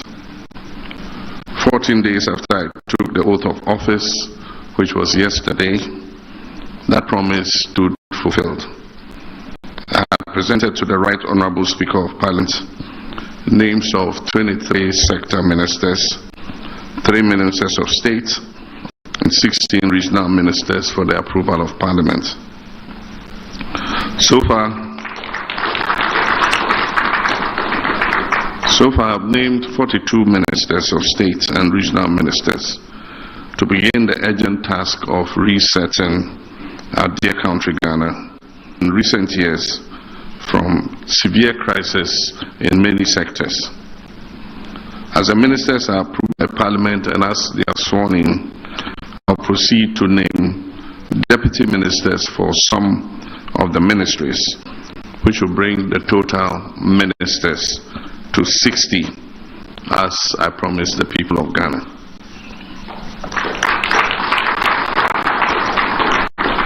This will make this government Ghana's leanest and I believe most efficient government ever in history. I've just sworn you in the first 6 ministers who are responsible for perhaps the most critical sectors of our national life, especially the economy and the energy sector. In economy, the people of Ghana are looking up to you, Dr. Forson, to reduce inflation and make life more affordable, reduce the cost of living. They're looking up to you to bring our debt level to bring our national debt to sustainable levels. They're looking to you to stabilize our currency, and they're looking to you to rein in the deficit so that we can achieve macroeconomic stability. To you, the Honorable Minister of Energy, Mr. John Abla Dzifa Gomashie, Ghanaians are looking for stable and efficient power supply. They are looking to you to accelerate our upstream and downstream petroleum sectors in order that Ghanaians can reap the benefit of the potential that God has given us. They are also looking to you to manage the energy sector debt and be able to remove it as an albatross around the neck of our economy. To you, Mr. Eric Opoku-Agric, Minister of State of the Republic, we have one of the most difficult jobs. Everybody in Ghana is complaining about bad roads. You have the due not only to maintain existing roads, but to provide new roads for smooth transportation. And probably one of the most difficult and complex sectors, and that is education. The Honorable Haruna Idrisu is supposed to work for the people of Ghana to ensure quality education and to ensure that we equip our young people with the skills that they need to go into the world of work. And one of your first responsibilities will be to superintend the National Review Conference on Education, to bring stakeholders together to dialogue on how to improve our educational outcomes. Our Attorney General will be required to reform our justice system to make it fair and transparent to all Ghanaians. You'll also be responsible for holding people accountable and making sure that the sword of justice goes after people who have misappropriated the resources of Ghanaians. One of the major tasks you would have to undertake is to shepherd the National Constitutional Validation Conference in order that we can begin amendment of our Constitution to make it a living document for the future. Ladies and gentlemen, long before the elections, we were aware of the parlous state of our economy, and we made specific pledges to address same. The energy sector is also riddled with many hydra-headed problems, threatening its very survival. Already we've been at work since my first day in office to tackle these problems. Indeed, you elected us to confront and resolve such challenges. As you may all be aware, the previous government did not work to ensure the smooth running of the energy sector by neglecting to arrange enough fuel to power our thermal plants. This was important because of the known scheduled maintenance work that was to take place on the West African gas pipeline, which is responsible for bringing in significant gas for the thermal plants that we have in our eastern enclave. Through determined efforts, I can report that we have now averted the looming threat of power outages.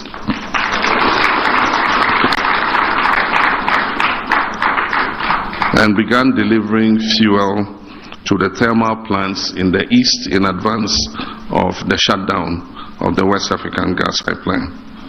And Honorable Jinapo, I want to congratulate you for working very hard. Similar timely interventions have been necessary in areas such as education, where an acute food shortage was a major problem when schools were ordered to reopen on 3rd January. We have put in short-term measures to ensure that our children have adequate food so that they can go ahead with their learning. These are short-term measures and will help to keep our children in school, even as we strategize on streamlining the supply of food to schools and pay off arrears that are owed to schools, some dating from as far back as 2021. Over the weekend, I announced that a committee of eminent legal and governance experts would lead a process for a comprehensive review of the 1992 Constitution, taking into account the work that was done by previous committees. This will ensure that we refine our Constitution to meet the current exigencies and stand the test of time to meet present and future needs.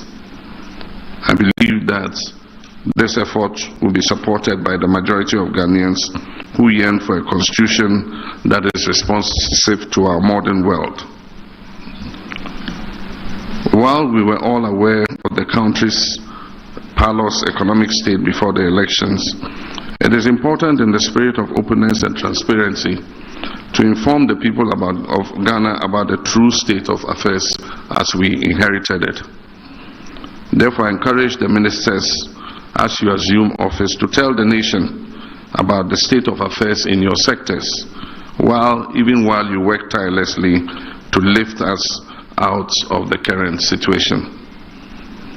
On the part of the Attorney General, as I said, you will be expected to spearhead the much-needed reforms in our judicial system to make it more accessible and beneficial to all, irrespective of their backgrounds. The people of Ghana are desirous of a system that guarantees equal justice for all and nothing more or nothing less. It is quite clear that so much needs to be done in so short a time. And I assure the people of Ghana that this government will rise to the challenge and will reset our country. As I pointed out during my inaugural speech, Ghanaians have, through their votes, declared their intention to demand the highest standards of governance, and we cannot afford to fail them. This naturally puts a burden of responsibility on us, which we must prove equal to. Ghanaians have shown that the days of tolerance for disrespectful gaslighting by government officials are well and truly over. They will take firm action as they deem fit to punish any administration that takes them for granted. I therefore charge you to serve in humility and candor, always remembering that we serve at the pleasure of the Ghanaian people and that the authority we exercise emanates from them. We must exhibit tolerance for their views and work to meet their aspirations. This government will not tolerate arrogance or disrespect for the people who elected us into office. Modesty and prudence must be the guiding principle upon which you, myself, and our Vice President fashion our governance. People of Ghana will hold us accountable for the trust that they have placed in our hands. It cannot be business as usual. We must be transparent and fair in all our dealings. The anti-corruption institutions will be empowered to investigate and deal with any appointee who falls foul of the law. I expect all of you to begin the process of declaring your assets. The Chief of Staff will announce the cut-off date by which time all eligible appointees should have deposited their assets declaration forms with the Auditor General. I wish all of you good luck in your duties and a pledge to work with you. myself and Nana Jane in the interest of working for them. I thank you and may God bless you.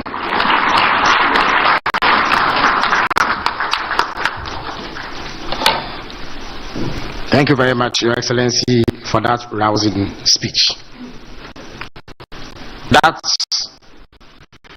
leads us to the next phase of the program, under which a representative of the ministers who have been sworn in would to the remarks made by His Excellency.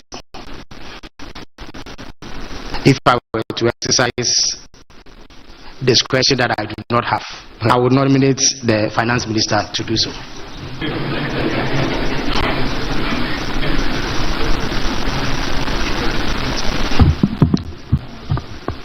Thank you very much, Your Excellency, the President of the Republic of Ghana, Your Excellency, the Vice President,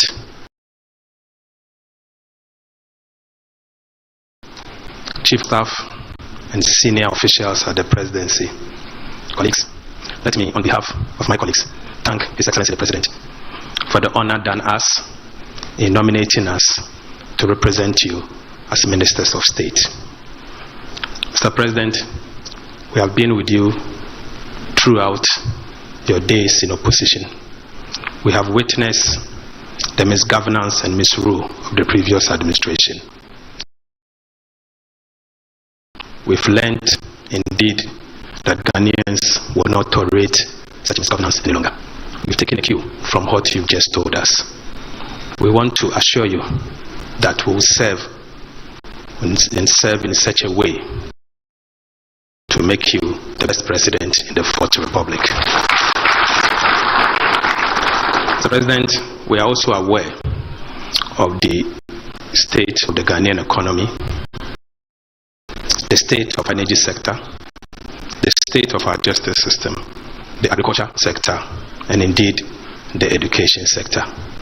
We want to assure you that whilst we start work today, we'll begin the process to reset the country together with you and your team. We thank you so much for the honor done us and will not let you down. Thank you once again. Thank you very much, the Finance Minister. We are almost at the tail end of this program. At this stage, there will be photo sessions with the President, ministers, invited guests, and other functionaries. There are three categories of pictures that will be taken. The first one would involve the President and the ministers who have been sworn in. The cameramen should move into position even as the President and the ministers pose for them. So please now, yes, organize that. Yes, a good picture.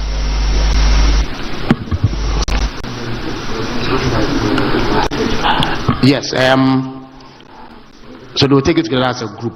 That is the program I have. And then okay.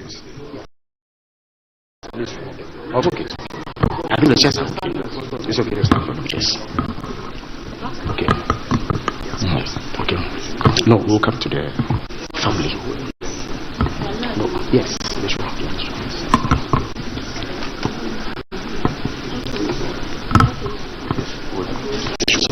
yes, no way. When the individual pictures. And the individual pictures.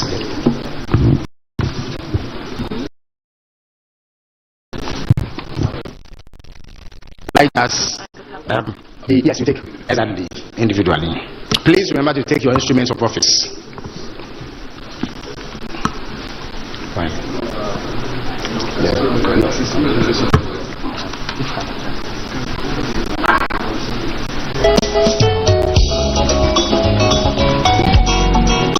Yes, no, it is.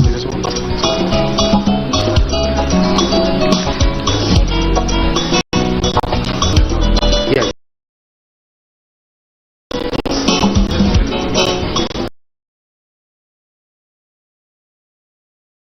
Additionally, I will, put my ear to the ground and see areas in which opportunities may avail and ensure that they are not left out of the sharing of the national cake. Thank you.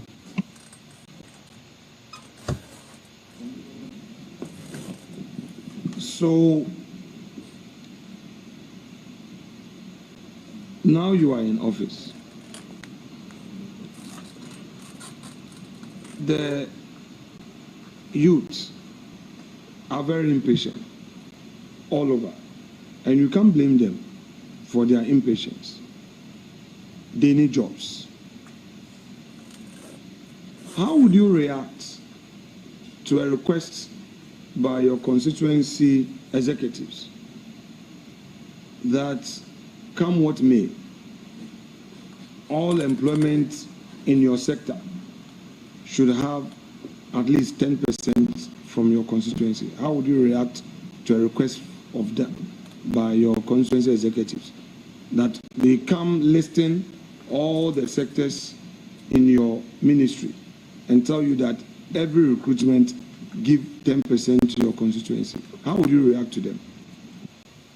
Thank you, Chairman. I suppose that they are part of the population that we have, and it's fair for them to demand their fair share of the national cake and opportunities that avail. It has to be done equitably, that everybody who is a youth, when the opportunities come, gets or takes advantage of it. So I suppose that's the best way to answer your question. Thank you. Now, you are 18 in Parliament. So far, only 3 of you have made it to the president list. Would you agree with me that the remaining 15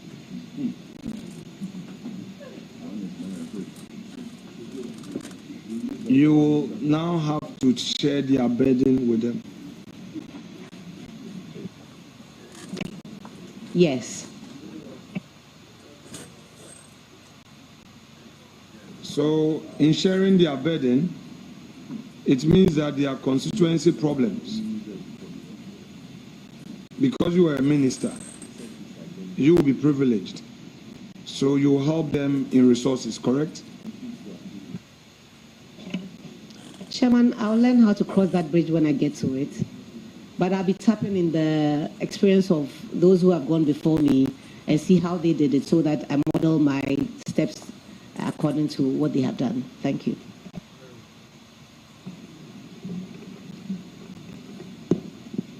Let's come to the mainstream. What has brought you here? What is the tourism policy of your party? What is the tourism policy of your party? Chairman, the policy is to make tourism, culture, and creative arts a driving force that harnesses the resources of our country, manages it, promotes it, and... Honorable Abu Jinapo, one thing we must know is that what happened in Obuasi is not political. Today you want to take advantage of whatever, it's not political. Today you want to take advantage because you have lost elections, you want to take advantage of that and let it sound as if it is the MDC that pushed the youth that way. Thank you. Thank you, Honorable. Thank you, Mr. Speaker. Please, I beg of you. Whatever you want, share with your leadership. No. Share with your leadership. Yes, Honorable Minority Leadership. Thank you. Thank you, Mr. Speaker, for the opportunity to contribute on the statement post-election violence and its impact on our democracy and socio-economic development by the Honourable Member of Parliament for Bantama. Mr. Speaker, post-election violence should not be encouraged by anyone. Post-election violence should be condemned by all. Post-election violence should not be entertained by us. Mr. Speaker, and if you observe, you see the trends of the contribution.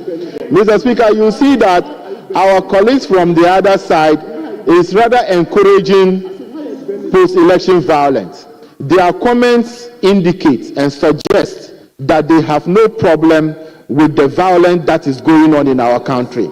About 4 of them on their feet, none of them have condemned the post-election violence. They rather seek to justify, they rather seek to support, they rather seek to encourage that there is nothing wrong with what is going on. Mr. Speaker, if political parties from 92, we've changed hands, both NDC and PP, in 2000, in 2008, in 2016, and in 2024. It should not be the case that wherever there is a change of power from one political party to the other, we should experience election violence. It should not be the case. But our colleagues, from the way and their posture, is suggesting that whatever is going on in the country, they are in full support of it. And it is normal, and it is something they are encouraging their people to do. Mr. Speaker, I want to call on the youth of this country. That as a matter of fact and agency, if they are encouraged by any political player or any political leader to involve or get involved in this act, must stop immediately. They should rather seek to get jobs. They must rather seek to be able to place themselves very well and look for opportunity. Mr. Speaker, the youth of the NDC will not be the only people who are disappointed. In this house so far, President Mahama have made 42 appointments, ministerial appointments. Out of that, only 28 are MPs, 11 with 18 from his 60. And you are 183, including the independents, to make 187. So you will not be the only people who will be disappointed, the NDC youth. Your MPs will equally be disappointed. They will equally be disappointed. Over 120 of them will be disappointed. Mr. Speaker, they said they are the NDC majority. The NDC majority, Mr. Speaker, are 183. As we sit here, because of the disappointment, we have only 45 in the chamber. Only 45 in the chamber as we speak. And you are 183. Mr. Speaker, in my own constituency on election day, Mr. Speaker, my constituency on election day, Tolon constituency, by 10 to 11, the youth, NDC youth, have taken the law into their hands and blocked the road in Yankpala, denying voters the opportunity to leave Tamale to come to Tolon to vote. They brought daylight and they, with violence, they did that. People who were coming had to turn back.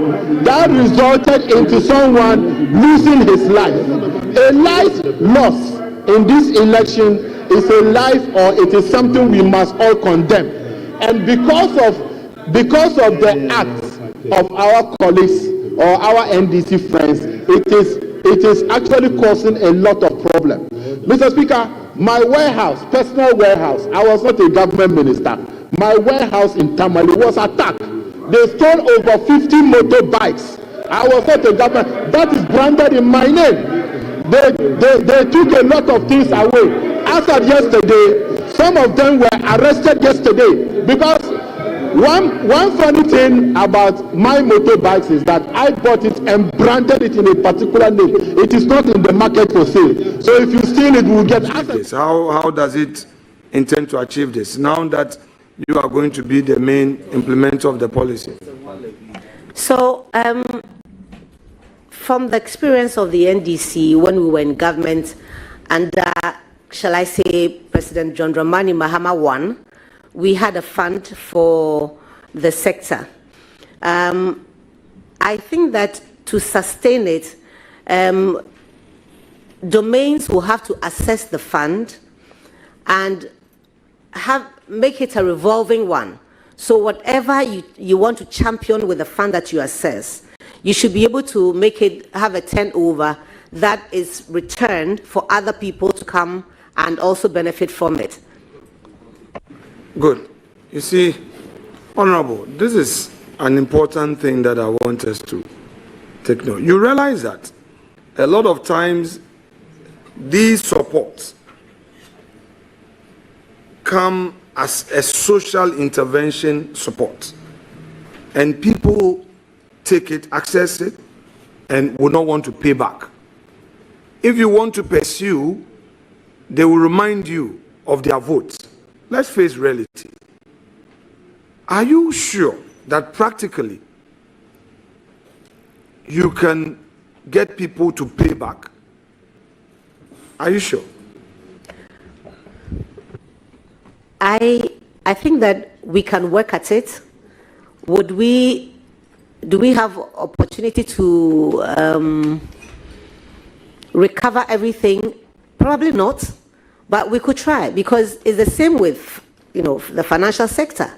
People borrow money from the banks. Do they always pay? They don't always pay, but some do pay. So we have to put in mechanisms that encourage people to return it and probably get reward for that. So I'm sure that the examples abound in other sectors that we can learn from. How do the banks do it? We can pick from that and leave out of their books and make it work in our case. Thank you. So this fund, this creative art fund that you are going to revive, how would you fund it?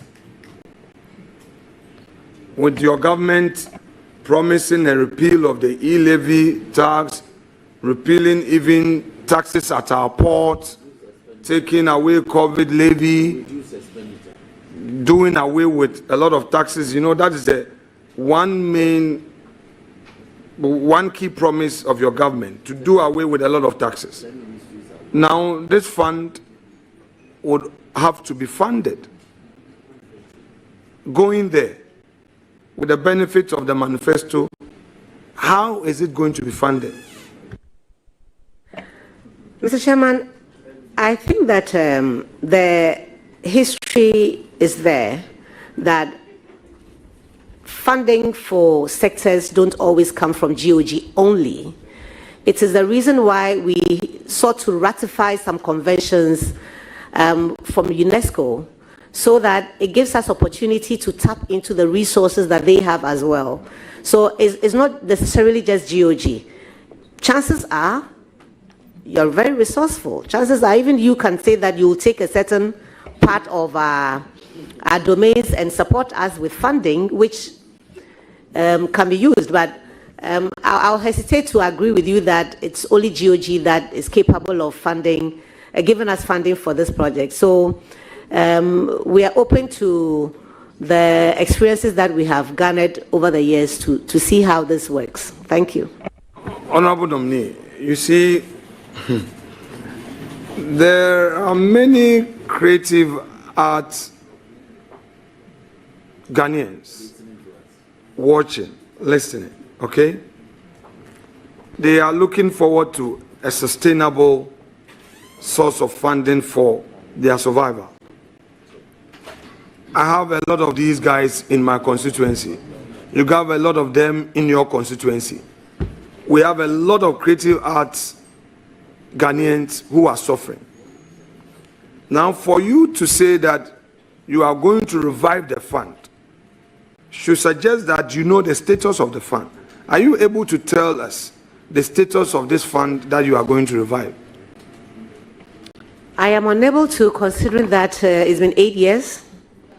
I do not know where we stand with that, but it's one of the things that I have to do as soon as possible to see where it is and where we can take it from here. Thank you. Can I suggest to you that the best way to sustain this and to make it active, to benefit the industry, will be to ensure a levy that will regularly feed into the fund? Yes, we do have the tourism levy. It is possible that we can probably add on, but I'll hasten cautiously and rely only on what we already have and see how we work around it and perhaps move forward with it. Thank you. Can you assure the nation of some timelines? Because you know how our constituents, our citizens, especially the youth, when we make promises to them in our manifesto, on campaign platforms, when we come into office, they become expectant, and legitimately so. What time frame can you give? It is for that same reason that I would plead with you not to ask me to give you a time frame. You and I know that our youth are hungry. And when you're not careful, when you make promises that you are not sure of, you set yourself up for failure. What I can assure the youth of this country is that His Excellency John Dramani Mahama has indicated his desire to create opportunities for them to thrive, and in so doing, help us build a strong economy for our country. I will put my shoulders to the wheel and assist him to achieve that. Thank you. The Honorable, at this point, most respectfully, is about policy implementation. No rhetorics, no talk.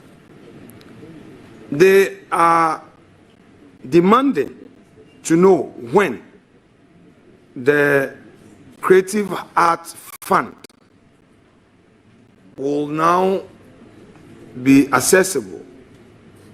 They would want to know even how much startups they will get and all. So to generalize will not be doing justice to the issue. I would want you to consider being as practical as possible if you cannot readily commit, but as soon as you get to office, because it's something that you cannot. You agree with that? Absolutely. I cannot wish it away, but I can be cautious as I go forward and be guarded in promises that I make on this platform. I'm sure that the opportunities will arise when we are sworn in and I take office, that I come back to the committee or on the floor for us to address these issues, but I will not be making promises that I cannot keep. I don't know what's in the kitty, so based on what will I make such promises? So I will plead with Chair to let this slide, because I do not have any promise to make, because as I sit here, it will be, it will not be good for me to make any promises when I have not assumed office. Thank you.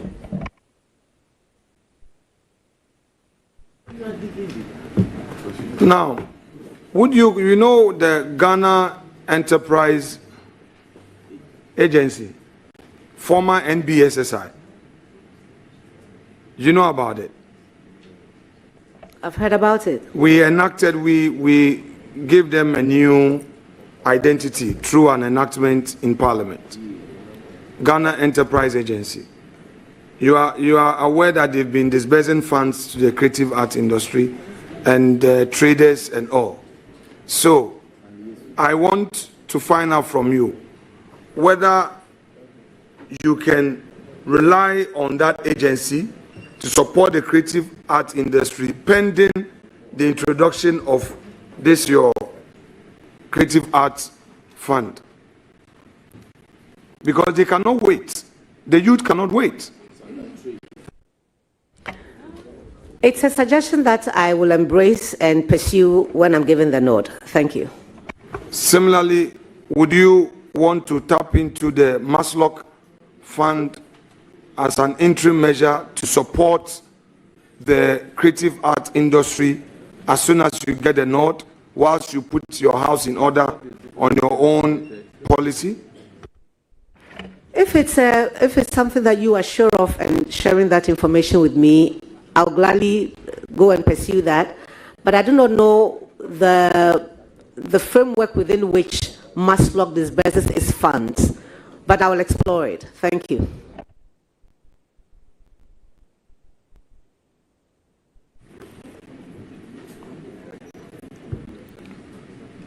Honorable Nominee,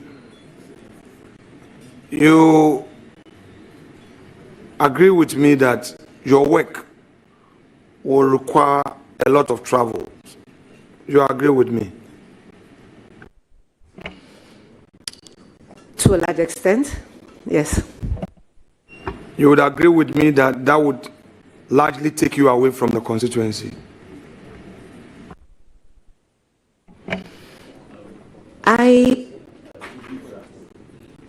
I think that the travels for the minister has stone. I also know that you can delegate, and based on the experience that I have, I know that it is possible to have a fine balance between visiting the constituency and the official obligation of the minister. So I'll walk the fine line. Thank you.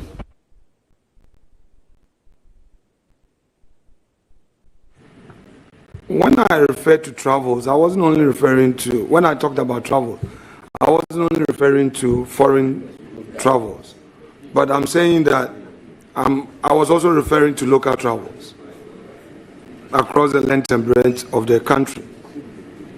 Are you saying that you will, because of constituency demands, not visit various tourism sites to actually see for yourself the potentials? Thank you, Chair.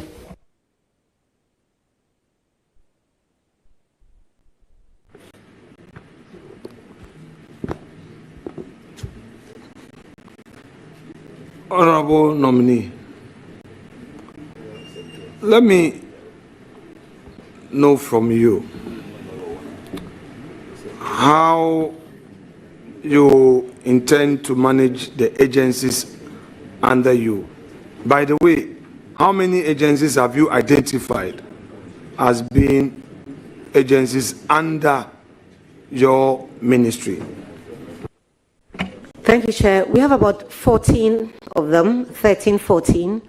But I also do know that a restructuring of the ministry would be important going forward because some responsibilities overlap. But these are things that I'm sure that once the structures are properly set in place, we should be able to address. But for now, I think we have about 13 or 14 of them. Can you mention a few of them? Absolutely. Please proceed. Yes. We have the Museums and Monuments Board, the National Theatre of Ghana, the GTA, we have GATOF, we have the Du Bois Memorial Center, we have the Kwame Nkrumah Park, which is part of museums. We have the Centers for National Culture, the National Commission on Culture, the National Theatre. 13 agencies. The heads of these agencies naturally would be political appointees with me. I believe so. Would you consider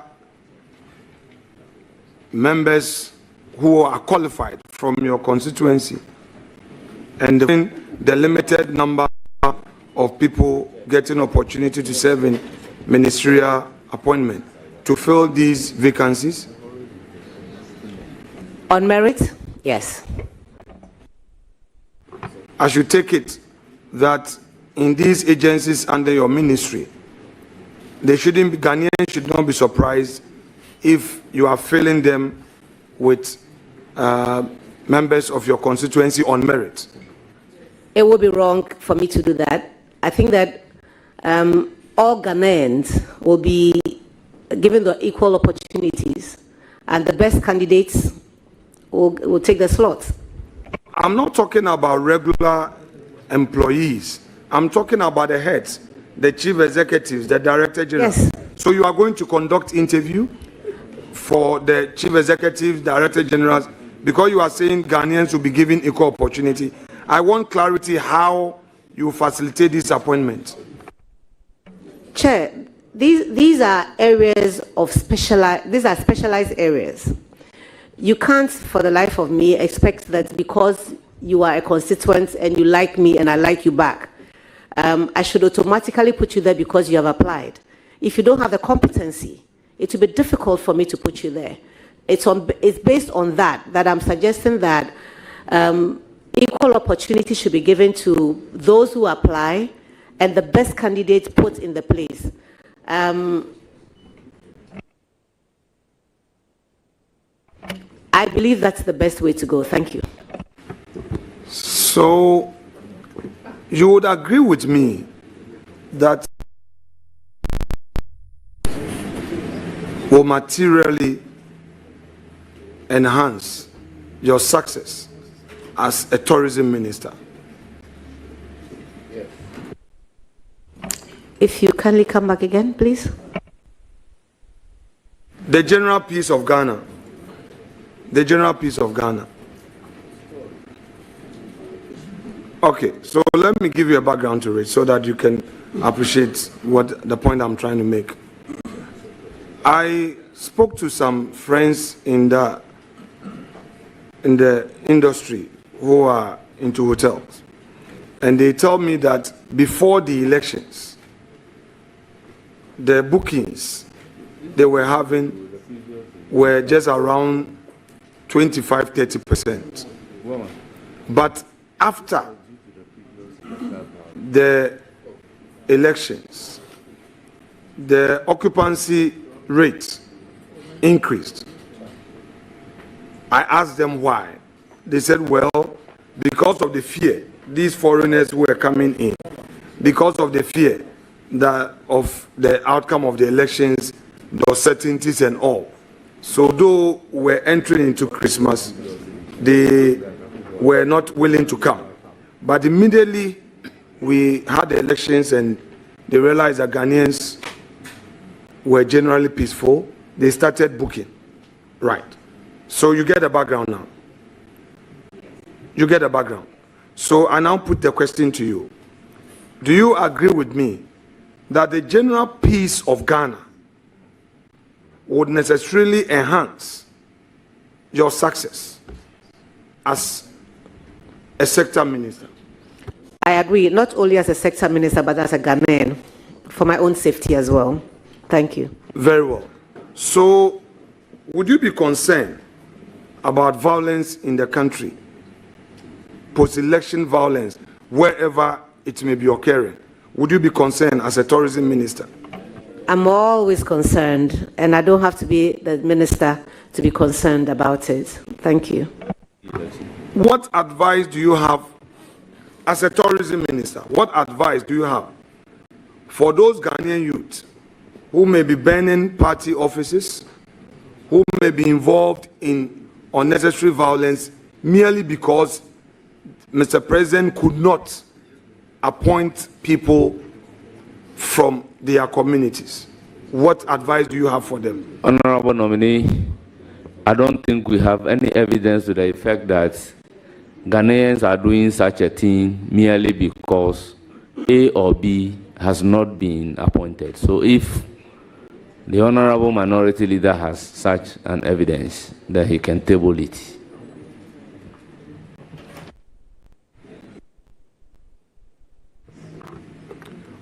Honorable Chairman, thank you very much.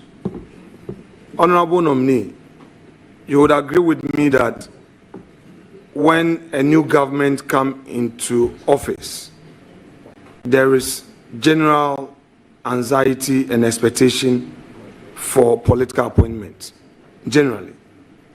You would agree with me? Yes, to be fair. You would also agree with me that not all persons will want to manage their disappointment in a peaceful manner. You would agree with me? Well, human behavior, is dependent on each each individual. I'm not sure that you yourself will disagree with me. That seems to be the case.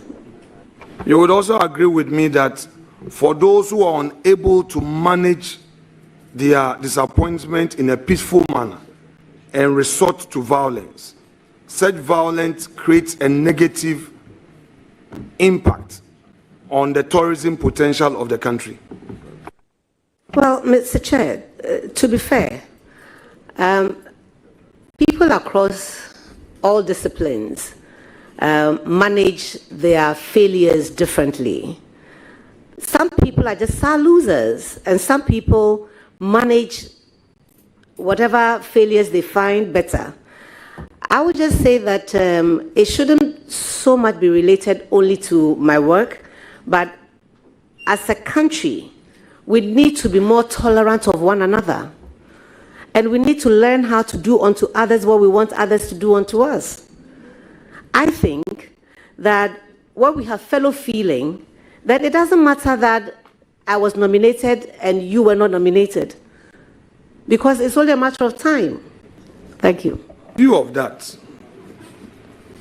and as tourism minister, what would be your advice to the youths who may not want to register protests in a peaceful manner as a result of disappointment? Chair, I'll urge all our youth, regardless of whether it's political or not, that we are in a civilized society. Institutions are available for you to seek redress if you are displeased about a decision that's been made or an action or inaction that has been taken or not taken. That you find the appropriate channel to express your concerns is the way to go. Thank you, Chair. Honorable Chair, on that note, let me congratulate my respected colleague. You know, Mr. Chair, in the political space we operate in, we have moderates and we have extremists. And I want to say this to the nation, that our job as political actors is to move to the center, whether you of the right-wing ideology or of the left-wing ideology. Moving to the center is what matters. Some extremists are of the view that when we get onto this table, we should be at war with you guys, and that we shouldn't even be nice. To those, I say no, that's not the politics of the country. Therefore, knowing who you are, I want to assure you of our support as a minority in the chamber. We'll be very constructive in following your affairs in the ministry. We, however, entertain no doubt that in view of your background, in all you've done for yourself, all that you've achieved in life, which we know, you will not fail the people of Ghana. But be minded that you are joining a government. It's not your personal enterprise. So you have a lot of work to do. I wish you all the best, my mom. God bless you. Thank you. Thank you very much, honorable members. Honorable members, my leader humbly has breached the brevity principle that he established from the beginning. But nevertheless, let me proceed to recognize the guests behind the nominee. We have Togbi Amenyafiti, the 5th Paramount Chief of Aflaut Traditional Area. We have Togbi Nyatakpo Saba of Kliko Traditional Area. Togbi Adama Makoso of Soma Traditional Area. Brigadier General Lord Ativon, Professor Ernest Dumont, Miss Maukwenya Yawa Gomashie, Miss Gloria Ofori, Mrs. Grace Aku Adovon, Mr. Dola Gomashie, Nana Hima Adjoa Awindo. You are most welcome. I will proceed to thank the nominee sincerely for appearing before the committee, very composed in answering questions. You will hear from the committee. You are hereby discharged. Thank you very much, Chair. And I want to thank the industry for coming in their numbers to support me. And of course, my constituency executives and, and my traditional leaders as well, and my family. Thank you very much for having me. And my colleagues, yes.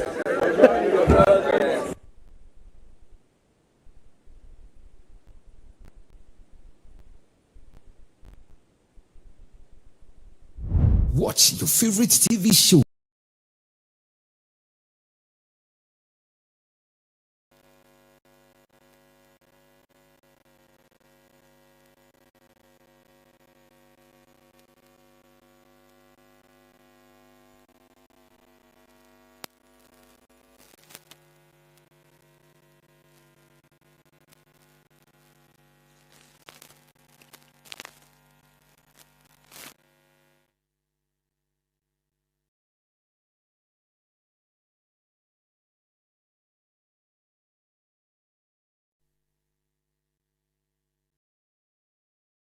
Grade is nice, but that the voting proceedings would ordinarily capture a summary of the issues, but if we could list attendance of people at the business committee, I would have thought, I stand to be corrected though, based on the position of the preparation, if at least the summary of the business of the week could be considered. If the practice of the House is that it is not so, then we'll take it like that. Thank you.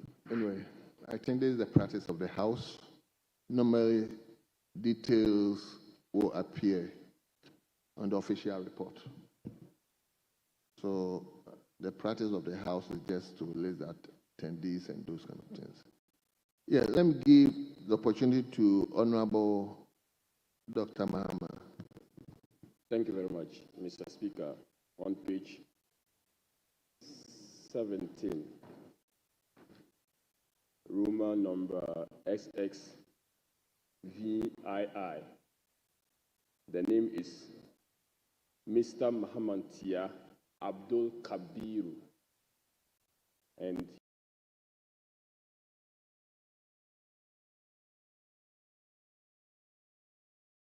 a different name, and I think that it's supposed to be Abdul Kabiru, spelled as K-I-K-A-B-I-R-U. Table, have you taken notice of the spelling? Very well, thank you. Yes, Professor Nyako. Mr. Speaker, I'm very particular with your name. So on page 16, under item 3, attendance, yes, please, Mr. Andrew Asiama Mwakon. And I know your surname is supposed to be Asiama. So I want to find out from you whether it is Asiama or Amwakon. Thank you. Well, Honorable Professor Nyako, I should have raised it myself. Thank you, though, but what has been put up is right. So the arrangement is right. My surname officially is Amwako. Yes. Then, if you go to page 5, okay, then I think I'll get you. Amwako Andrew Asiama. So thank you very much. Thank you. So please, let's turn to page 18.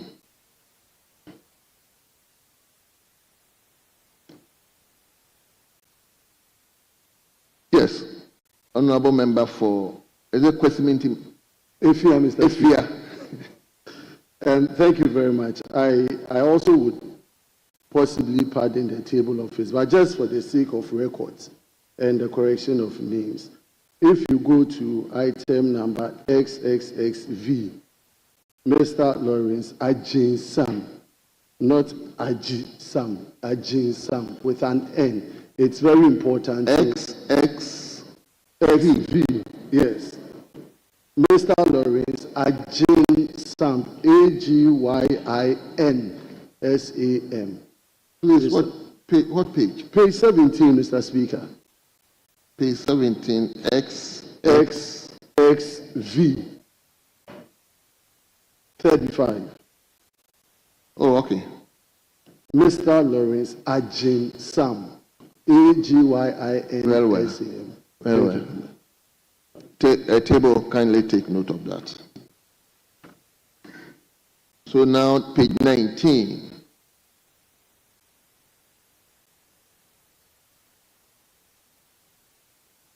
Page number 20.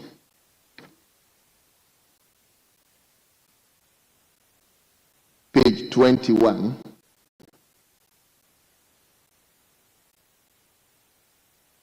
Page 22.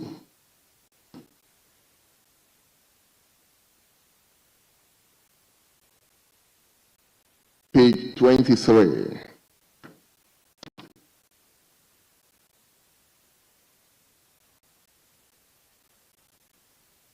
Page 24.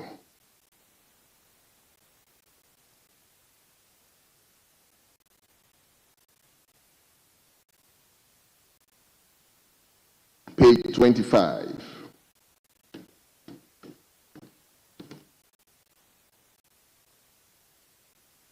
Page number 26.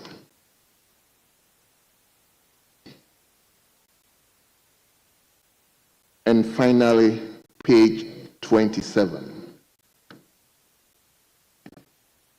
Honorable members, in the absence of any further corrections, the votes and proceedings of Tuesday, the 21st January 2025, is hereby adopted as the true records of proceedings.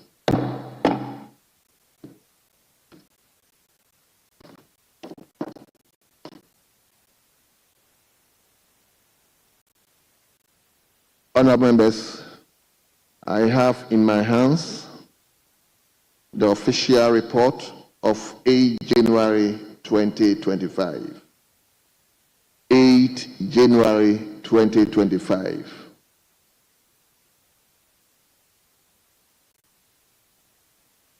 I take it again, the official report of 8 January 2025.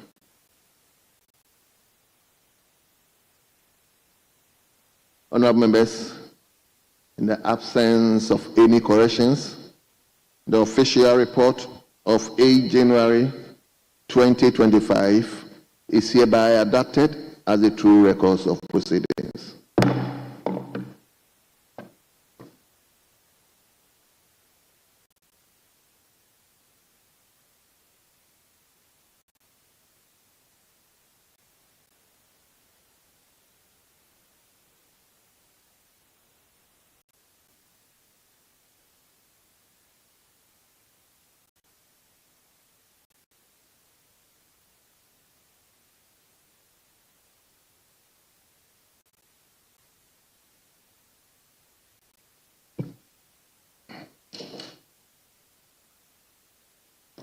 Honorable members, Honorable, I'm coming, I'll give you the opportunity. Honorable members, let me take you back to item 3. Item 3 in today's order paper. Item 3. Message from the President. Absence from Ghana. In accordance with Article 59 of the 1992 Constitution of the Republic of Ghana, I write to inform you that I will leave for United Arab Emirates, UAE, on Tuesday, the 14th January, and return on Thursday, the 16th January 2025. During my absence,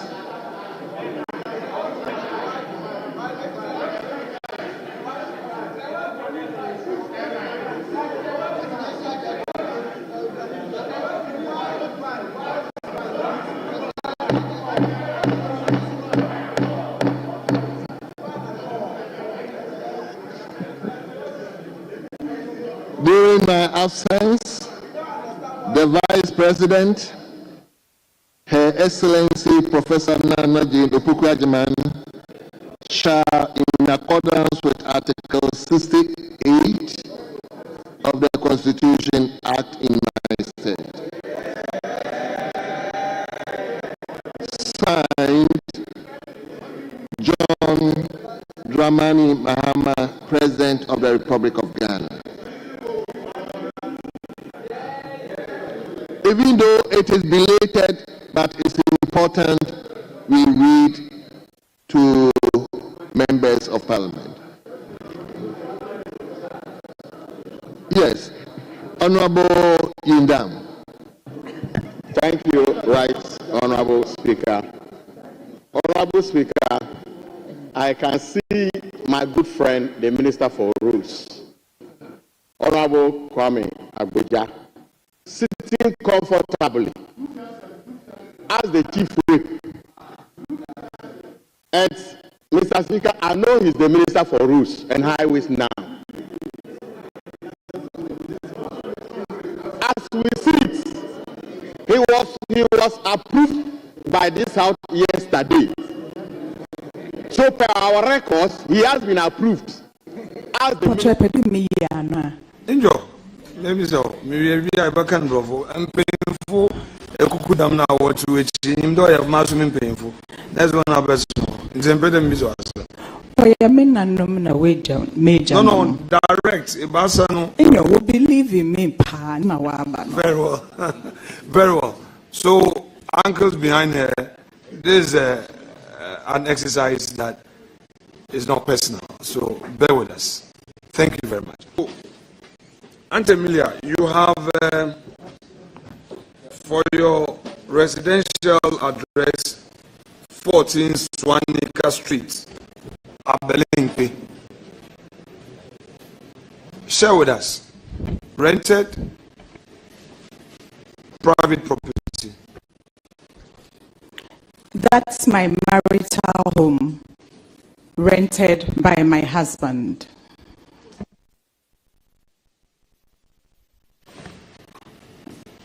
So we are supposed to be neighbors, and we don't know each other. Yes, I've lived on the streets for 23 years. So we would have to find a way of knowing each other. It's unfortunate. So we'll proceed on that. You are not to answer.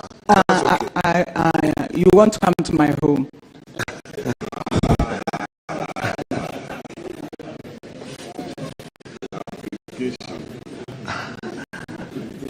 I'm surprised we don't know that we live close to each other. That's okay.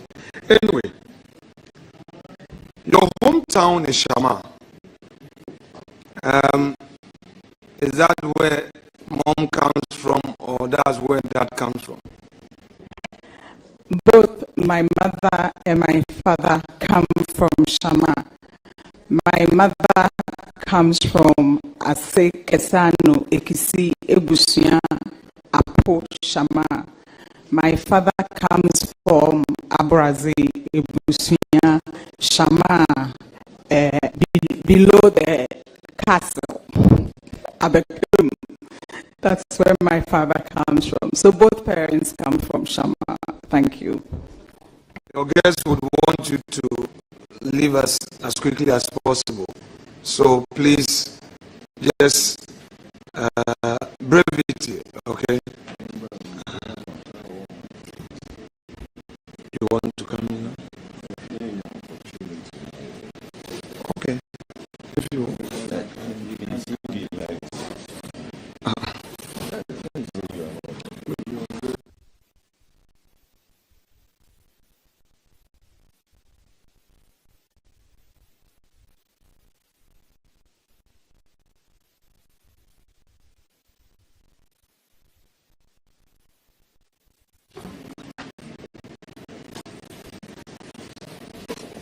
Honorable Emilia Arthur,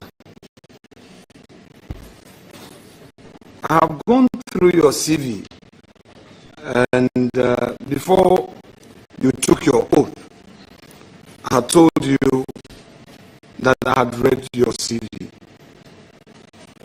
Before I get into some specifics, share with Ghanaians all that life has taught you. Share with Ghanaians.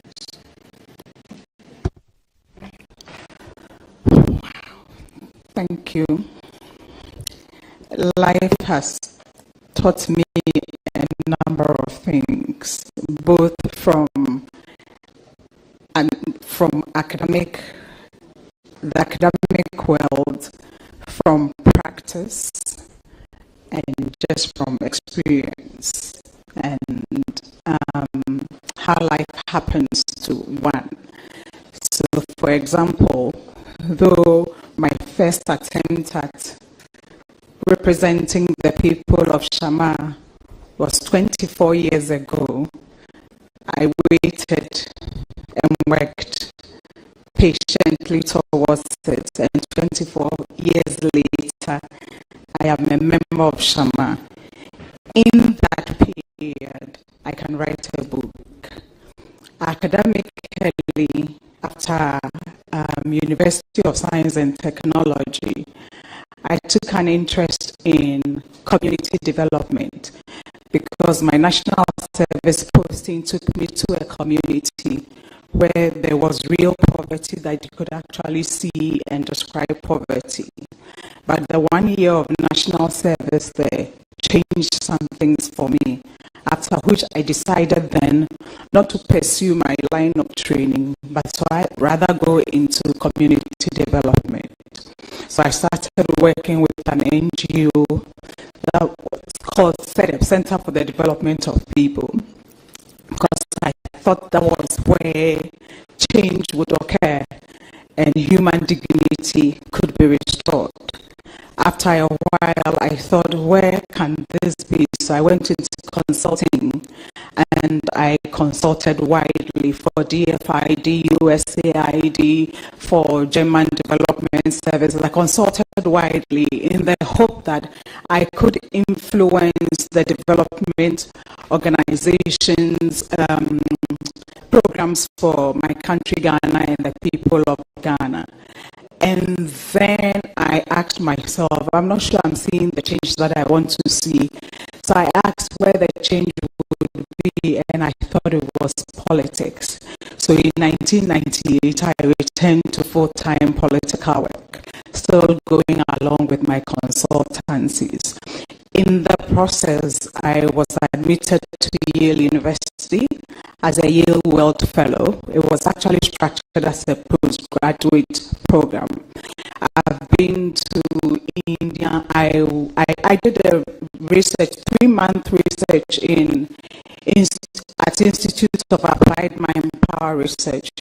All I'm saying is that as Emilia Arthur, life has taken me through local work, communities. Life has taken me through working at regional level, Africa region level, globally, and almost every corner of the world. And that when you wait, good things happen.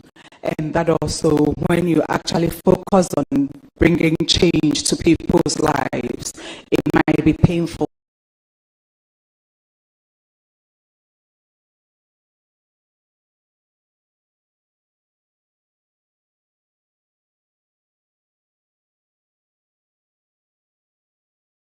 Then eventually it happens. I am a happy girl that life has brought me where I am today. Thank you. Thank you very much. But let me say that you have to be brief in your response.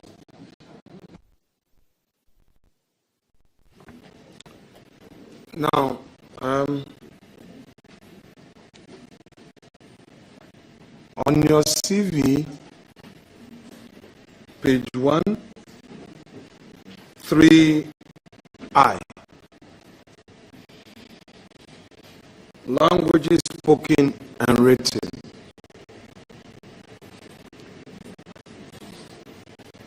Do you speak Fanti? Yes, please, Mr. Chairman. But you have here that you speak English, Twi and Ga.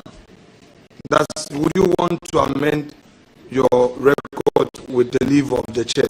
Yes, please. I would like to amend it to I speak English, Akan and Ga.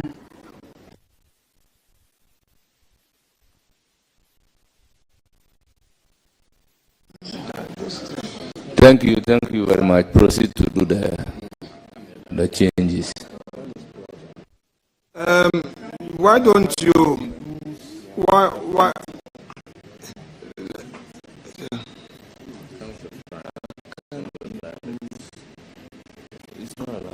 Look, let's educate ourselves. I mean, it's good. It's not when you say that you. Let's educate ourselves. Let me take it up with you. Akan, is it a tribe or a language? I said Akan because then I would just shorten it because